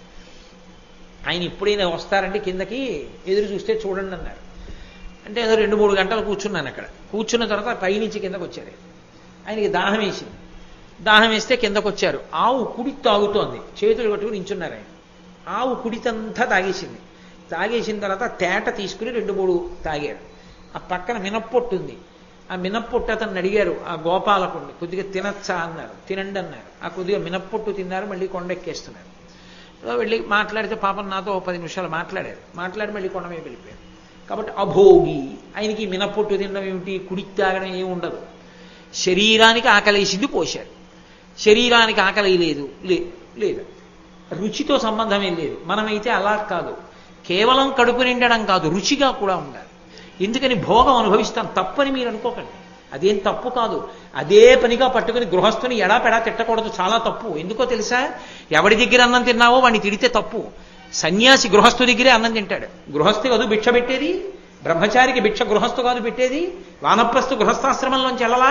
అన్ని ఆశ్రమాలు గృహస్థు మీద ఆధారపడ్డాయి. అన్ని ఆశ్రమాల కన్నా గొప్ప ఆశ్రమం గృహస్థాశ్రమం. అందుకని తిట్టకూడదు, తప్పది. కానీ నేను ధర్మం చెప్తున్నానంతే. ధర్మాన్ని ధర్మంగా అర్థం చేసుకోండి. భోగం అనుభవించడానికి అవకాశం ఉంది గృహస్థుకి. అన్నాన్ని అన్నంలా తినడం, ఆకలేస్తే ఏదో అనారోగ్యంలా తినడం. చక్కగా పప్పు వేసుకుంటాడు, నెయ్యి వేసుకుంటాడు, కూర వేసుకుంటాడు, పచ్చడి వేసుకుంటాడు, తింటాడు. సన్యాసి అలా తినకూడదు. బ్రహ్మచారి అలా తినడం. గురుపత్ని ఏం పెడితే అది తింటాడు అంతే. వానప్రస్థు దొరికిన పండు తింటాడు. గృహస్థు భోగం అనుభవిస్తాడు. అందుకే కైలాస శంకరుడిగా ఉంటే ఒంటి మీద పావులు ఉన్నాయి, భోగీ పరివార సంపదం. కైలాస శంకరుడు కాలడి శంకరుడిగా వస్తే సన్యసించారు. ఇక్కడ నమామ్యభోగీ పరివార సంపదం. భోగములన్నీ విడిచిపెట్టేసిన సన్యాసులు 6,000 మంది ఆయన వెంట తిరుగుతున్నారు. కాబట్టి ఇక్కడికి వస్తే ఏమిటి ఆయన సంపద? అన్నీ విడిచిపెట్టేసిన వాళ్ళందరూ చుట్టూ ఉన్నారు. నిరస్తభూతిం. శంకరుడు కైలాస శంకరుడిగా కూర్చుంటే ఒళ్ళంతా విభూతి రాసుకుంటాడు దట్టంగా. ఎందుకు ఆయనకి ఆ విభూతి పిచ్చి అంటే, విభూతి అన్నదానికి 2 అర్థాలు ఉన్నాయి. ఒకటి భూతి, విభూతి అంటే అష్టసిద్ధులు అని. అన్ని సిద్ధులు తాను కలిగి ఉన్నాడు. అన్నీ నాదనుకోండి, నేను ఎలా ఉంటే 7 అంతస్తుల మేడ, 7 అంతస్తుల మేడ చుట్టూ ఉన్న 4 ఎకరాల స్థలం, పెద్ద పూల తోట, పూల మొక్కలు, షెడ్లో ఉన్న 8 కార్లు, 50 మంది పనివాళ్ళు, 10 మంది డ్రైవర్లు, కోట్ల రూపాయల డిపాజిట్లు నావే. సంతోషంగా ఆ ఇంట్లో నేనే ఓ చెట్టుకి బోధు తవ్వుకుని మంచి నీళ్లు పెట్టుకుంటున్నాను. ఏంటయా ఇన్ని ఉన్నవాడివి ఇలా చేసుకుంటున్నావు అన్నారు అనుకోండి, ఉన్నది నాకు తృప్తి అంతే. అంతేగాని ఉంది కాబట్టి అన్ని అస్తమానం కౌగిలించుకు పడుకోవాలేంటి? కలిగి ఉన్నది తృప్తి. అన్నీ తాను సిద్ధులుగా కలిగి ఉంటాడు పరమేశ్వరుడు. అందుకే విభూతి ధరించి ఉన్నాడు అన్న మాటకు అర్థం ఏంటంటే, ఎక్కడి నుంచి వస్తుంది విభూతి? మీరు ఇప్పటికీ ఉజ్జయిని వెడితే అప్పుడే తాజాగా కాల్చిన శమభస్మ తీసుకొచ్చి అభిషేకం చేస్తారు. అంటే ఈ ప్రపంచమంతా లయం అయిపోతే ఆఖరికి మిగిలిపోయేది బూది. ఆ బూదిలో మళ్ళీ ఎంతమంది ప్రాణులు వెళ్ళిపోయారో, వాళ్ళు ఏ ఏ కర్మలు చేశారో, పునర్జన్మలు ఏవెత్తాలో, వాళ్ళ పాపాలేమిటో, వాళ్ళ పుణ్యాలేమిటో ఆ విభూతి కణముల యందు నిక్షిప్తం చేసి ఒంటికి రాసుకుని కూర్చుంటాడు. అందులోంచి పునరుత్పత్తి చేస్తాడు. కాబట్టి విభూతి రాసుకుని ఉంటాడు అక్కడ శంకరుడు. కాబట్టి ఆయన అష్టసిద్ధులకు అలవాలము. అందుకే శంకరాచార్యులు వారు దక్షిణామూర్తి స్తోత్రం చేస్తూ సర్వాత్మత్వమితి స్ఫుటీకృతమిదం యస్మాదముష్మింస్తవే తేనాశ్వశ్రవణాత్ తదర్థ మననాత్ ధ్యానాచ్చ సంకీర్తనాత్ సర్వాత్మత్వ విభూతి సహితం స్వాదీశ్వరత్వం స్వతః సిద్ధేత్తత్ పునరష్టదా పరిణితం చైశ్వర్యం అవ్యాహతం అంటారు. ఈ దక్షిణామూర్తి స్తోత్రం అర్థమైనా అర్థం అవ్వకపోయినా రోజు భక్తితో ఎవరు చదువుతున్నారో వాళ్ళకి అష్టసిద్ధులతో పాటు ఆత్మ ఎరుకలోకి వస్తుందంటారు. అష్టసిద్ధులకు ఆలవాలము పరమశివుడు. అక్కడుంటే ఆయన సిద్ధులు ప్రకటనం చేస్తాడు. ఇక్కడుంటే శంకరాచార్యుల వారిగా ఉంటే ఆయనకి ఈ సిద్ధులు వీటితో సంబంధం ఏం లేదు. ఈ ఐశ్వర్యాలు, సృష్టి, స్థితి, లయ ఇవి చేసేవాడు కాదు.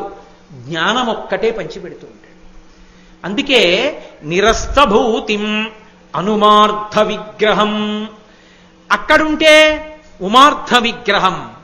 అర్ధనారీశ్వరుడై ఎడంచేతి పక్కన అమ్మవారు ఉంటుంది, కుడి చేతి పక్కన పరమశివుడై ఉంటాడు. తెలుపు ఎరుపు కాంతులతో ఇద్దరూ కలిసి ప్రకృతి పురుషులై అర్ధనారీశ్వర స్వరూపంతో ఉంటారు. ఇక్కడ ఉంటే అనుమార్థ విగ్రహం. సన్యాసి, స్త్రీ స్పర్శ కూడదు. అందుకే పల్లకి కూడా ఆడవాళ్ళు పట్టుకోకూడదు. వైదికం అంటే వైదికమే, అంతేగాని అవైదికం అన్న మాటకు అర్థం అదే. పల్లకీ సేవ చేస్తామండి, ఆడవాళ్ళం కూడా పట్టేసుకుంటామంటే వేదాన్ని తిరస్కరించారని గుర్తు. దానికి అర్థం లేని సిద్ధాంతాలు అవన్నీ. వైదికం అంటే వేదం ఎలా చెప్పిందో అలాగే. పల్లకీ పట్టుకోవడం అంటే మగవాళ్ళే. పుణ్యం పట్టుకోక్కర్లేదు, వెనక జయ జయశంకర హరహర శంకర నడిస్తే చాలా వస్తుంది. కాబట్టి అనుమార్థ విగ్రహం, స్త్రీ స్పర్శ ఉండదు. సన్యాసిగా ఉన్నారు ఇక్కడ ఉంటే. అందుకే కాలడి శంకరుడిగా ఉంటే శరీరమునందు అర్ధభాగం ఉమాదేవి లేదు. ఉమాదేవి లేకపోయినా అసలు శంకరాచార్యుల వారి యొక్క రూపం పార్వతీ పరమేశ్వర సమ్మేళనం. ఎందుకో తెలుసా? లోపల కదలరు శంకరాచార్యుల వారు. ఆత్మస్వరూపిగా అంతటా వ్యాపించిన వారై నిశ్చలంగా ఉంటారు. అమ్మవారి రూపంగా కదులుతూ ఉంటారు. కదలికలన్నీ అమ్మవారు. కదలకుండా ఉండడం శివుడు. శక్తి అంటే కదలిక కదండి. కదలిక లేకపోతే శక్తి ఎలా అవుతుంది? నేను ఇలా అన్నానంటే శక్తి ఉంది, కదలిక. శక్తి లేకపోతే చెయ్యి కదలదు. కదలికలన్నీ శక్తి. శంకరాచార్యులు వారు కదిలితే అమ్మవారు. శంకరాచార్యులు వారు కూర్చుంటే, పాఠం చెప్తే, రచన చేస్తే, భాష్యం చేస్తే పరమశివుడు. శివపార్వతుల సమాగమ స్వరూపమే శంకర భగవత్పాదులు. కాబట్టి పైకి మాత్రం ఇక్కడ అర్ధనారీశ్వర స్వరూపంలా పక్కన పార్వతీదేవి ఉండదు. కాబట్టి అనుమార్థ విగ్రహం, అనుగ్రం. అక్కడ ఉంటే ఆయనకున్నటువంటి అష్టమూర్తి తత్వంలో 8 నామాల్లో ఒక నామం ఉగ్ర.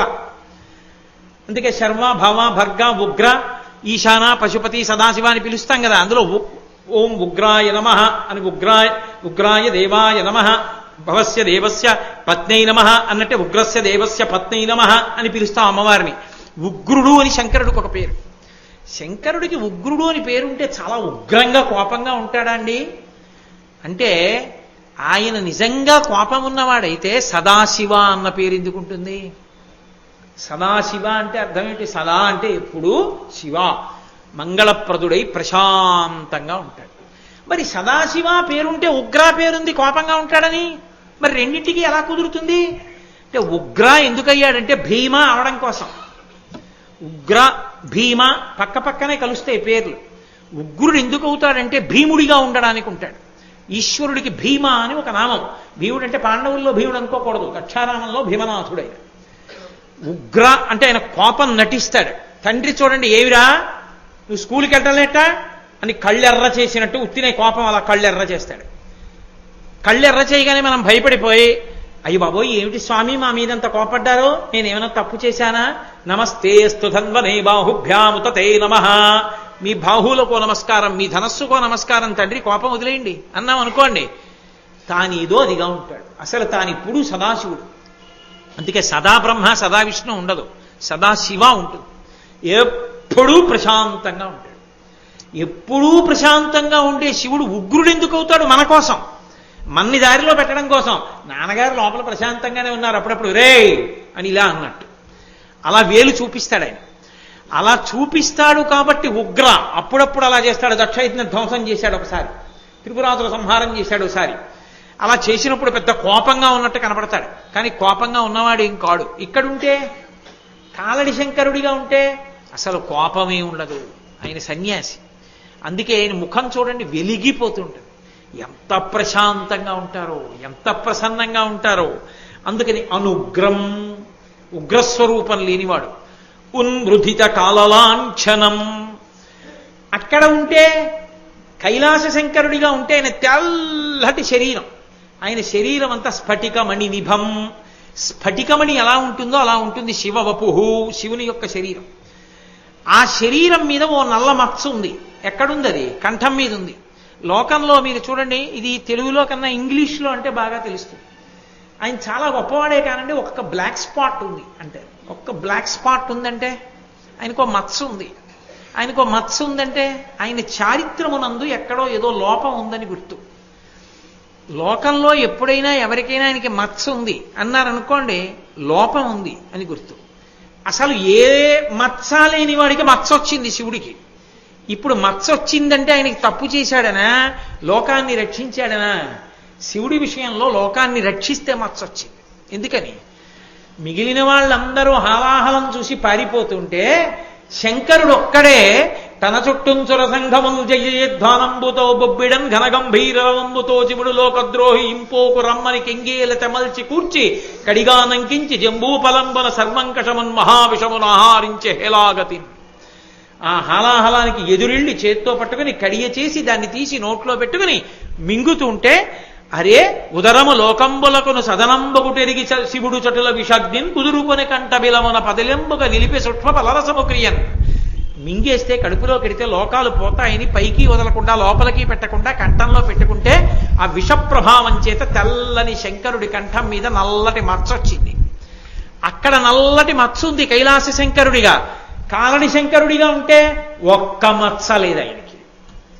ఒక్క మచ్చ లేని వాడు ఎవరైనా ఉంటే మా స్వామి శంకర భగవత్పాదులే. అందుకే ఉన్మృధిత కాలలాంఛనం. కాల అంటే సంస్కృతంలో నలుపు. ఉన్మృధిత తొక్కేశాడు, అది లేదు. అంటే ఏంటి? He without any black spot. ఏ మచ్చ లేనివాడండి ఆయన. అంటాను చూడండి, ఆయన చాలా మంచివాడండి.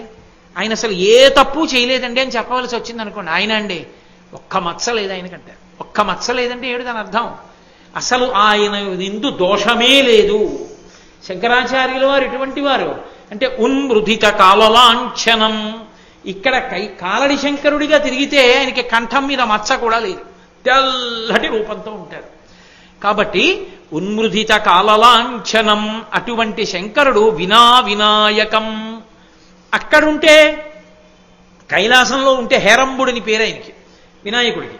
హేరంబుడిని ఎందుకు పేరు? ఎప్పుడు నాన్నగారి దగ్గర కూర్చుని ఉంటాడు, అథవా నాన్నగారి కుడి తొడ మీద కూర్చుని ఉంటాడు. ఒకవేళ సుబ్రహ్మణ్యేశ్వర స్వామి వారు ఎక్కి కూర్చుని ఉంటే అప్పటికే పక్కన కూర్చుని ఉంటాడు. ఎప్పుడు నాన్నగారి పక్కన ఎవరుంటారంటే వినాయకుడు ఉంటాడు. అందుకే హేరంబుడిని పేరు. తండ్రి దగ్గరే కూర్చుంటాడు కాబట్టి వినాయకుడికి హేరంబుడు అని పేరు. అదే ఇక్కడికి వస్తే వినాయకం, వినాయకుడు పక్కన ఉండడు. అలా మనం అనుకుంటే పప్పులో కాలేసినట్టే. వినాయకం అన్న మాటకు అర్థం ఏమిటో తెలుసా? వినాయకం అంటే ఏదో ఏనుగు ముఖంతో ఉన్నటువంటి విఘ్నేశ్వరుడు పక్కన లేనివాడు అని కాదు దాని అర్థం.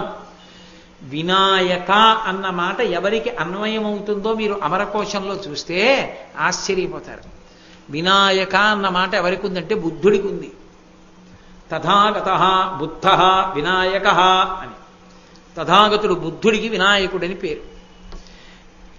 వినాయకం అంటే శంకరాచార్యుల వారు అవతార స్వీకారం చేసిన తరువాత శంకరాచార్యుల వారి వాదనా పటిమని తట్టుకోలేక వారు ఆవిష్కరించిన సత్యం ముందు నిలబడలేక బౌద్ధమతం ఈ దేశాన్ని విడిచిపెట్టి పారిపోయింది. కాబట్టి శంకరులు వచ్చాక బౌద్ధమతం లేదు. కాబట్టి ఇక్కడ వినాయకం పక్కన బుద్ధుడు ఉండే అవకాశం లేదు. ఇంకా ఒకసారి శంకరులు వచ్చారు, బౌద్ధమతం వెళ్ళిపోయింది. కాబట్టి వినాయకం అపూర్వ శంకరం.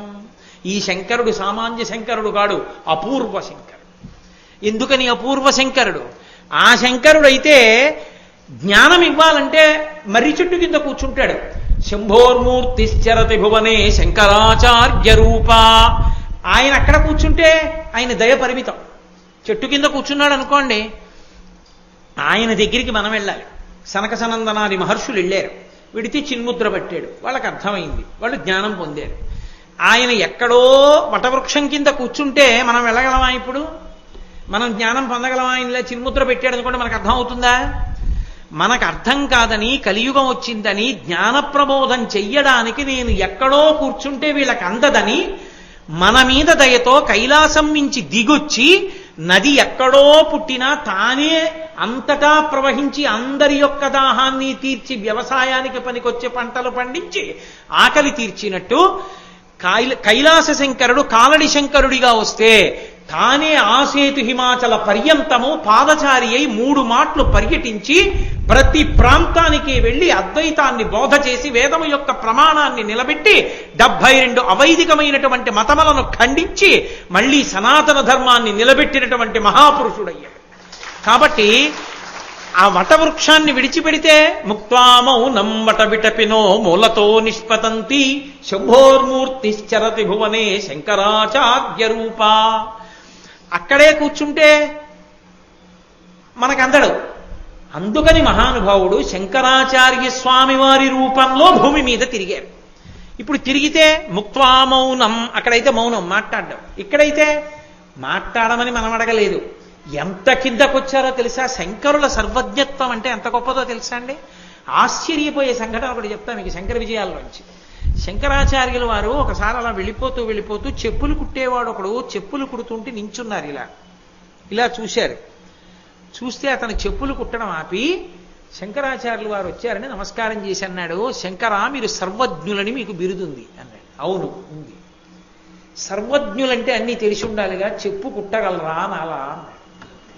కుట్టగలను, ఇది కుట్టండి. వెంటనే శంకరాచార్యులు వారు చెప్పులు కుట్టేవాడి దగ్గర కూర్చుని చెప్పు తీసుకుని సూది తీసుకుని ముక్కు మీద ఇలా అన్నారు. అనగానే వాడు కాళ్ళ మీద పట్టాడు.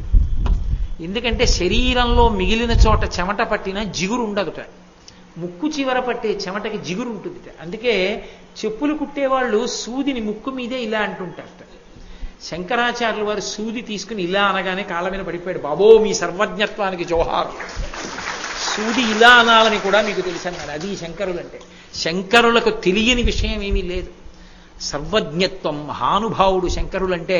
అందుకే శృతి స్మృతి పురాణానాం ఆలయం కరుణాలయం నమామి భగవత్పాద శంకరం లోకశంకరం.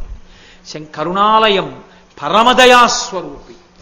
ఆయన దగ్గర నమస్కారం చేస్తే చాలు శృతి స్మృతి పురాణానాం, వేదములు స్మృతులు పురాణములు ఏ అయోమయం లేకుండా అర్థమవుతాయి.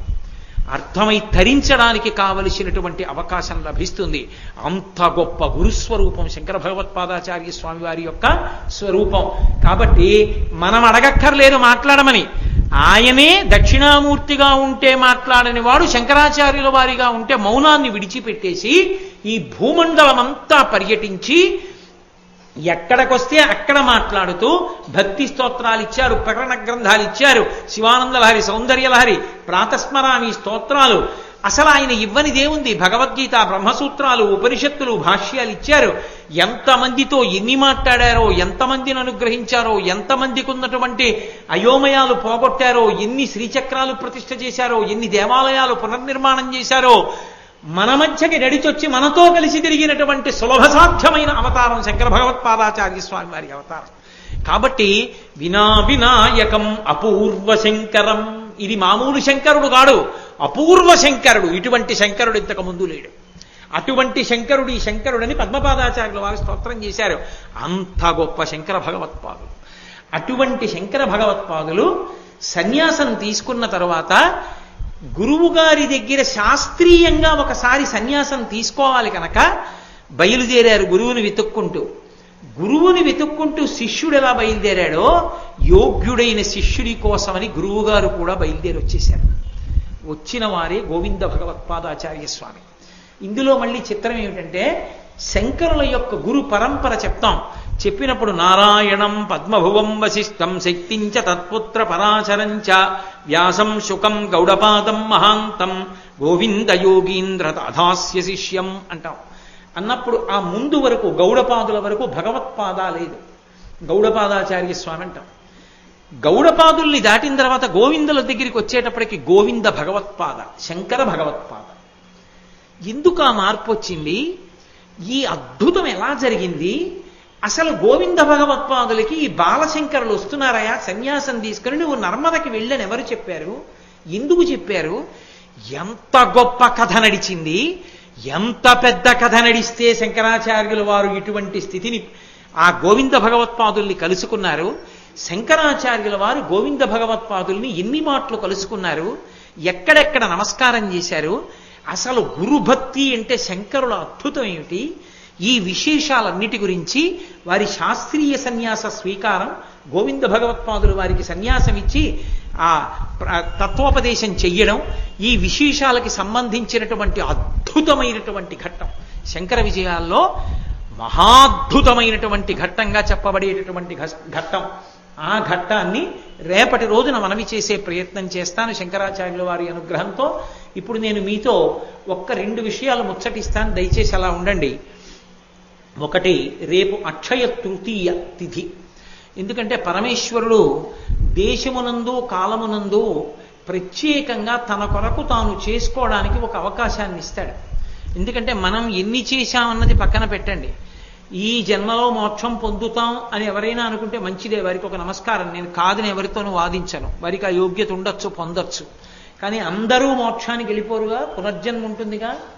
ఏ శరీరంలోకి వెళ్ళినా ఆకలి ఉంటుందిగా, ఏ శరీరంలోకి వెళ్ళినా దప్పిక ఉంటుందిగా, ఏ శరీరంలోకి వెళ్ళినా భార్యాబిడ్డలు ఉంటారుగా, ఏ శరీరంలోకి వెళ్ళినా సంతోషంగా సుఖంగా ఉండాలన్న కోరిక మాత్రం ఉండిపోతుందిగా. తన కొరకు తానేమీ చేసుకోలేకపోయానని జీవులు బెంగ పెట్టుకుంటారని పరమేశ్వరుడు ఒక సంవత్సరం మొత్తం మీద దేశకాలముల యందు సృజించిన పరమోత్కృష్టమైన తిథి అక్షయ తృతీయ. దాని పేరే అక్షయ తృతీయ. అది ఒక్క వైశాఖ మాసంలోనే. ఈ అక్షయ తృతీయకి గొప్పతనం ఏమిటంటే ఈ శరీరాన్ని విడిచిపెట్టి జీవుడు ఇంకొక శరీరానికి వెళ్ళిపోయినప్పుడు కూడా చేసిన పుణ్యాన్ని అనుసరించే ఇస్తారు. కర్ణుడి యొక్క కథలోంచి వచ్చింది అక్షయ తృతీయ. అక్షయం అంటే అది ఖర్చు అయిపోవడం ఉండదు, ఆకలి తీరాలి. ఏ జన్మలో ఉన్నా నాకు కడుపు నిండా అన్నం దొరకాలి, నేను నలుగురికి పెట్టుకోగలగాలి అనుకున్నవాడు అక్షయ తృతీయ తిథి నాడు బ్రాహ్మణుడికి స్వయం పాకం ఇచ్చుకోవాలి. అంటే కసిని బియ్యం, ఏదో 2 దుంపలో 2 కూరగాయలో కాస్త చింతపండు, 2 మిరపకాయలు, ఓ పండు తీసుకొచ్చి ఇస్తారు.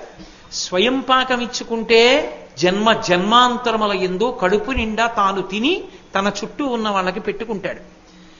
ఒంటికి బట్టకి లోటు రాకుండా నేను ఎప్పుడూ చక్కగా బట్ట కట్టుకుని ఉండగలగాలి. అంటే దాని అర్థం మనుష్య జన్మ కావాలి.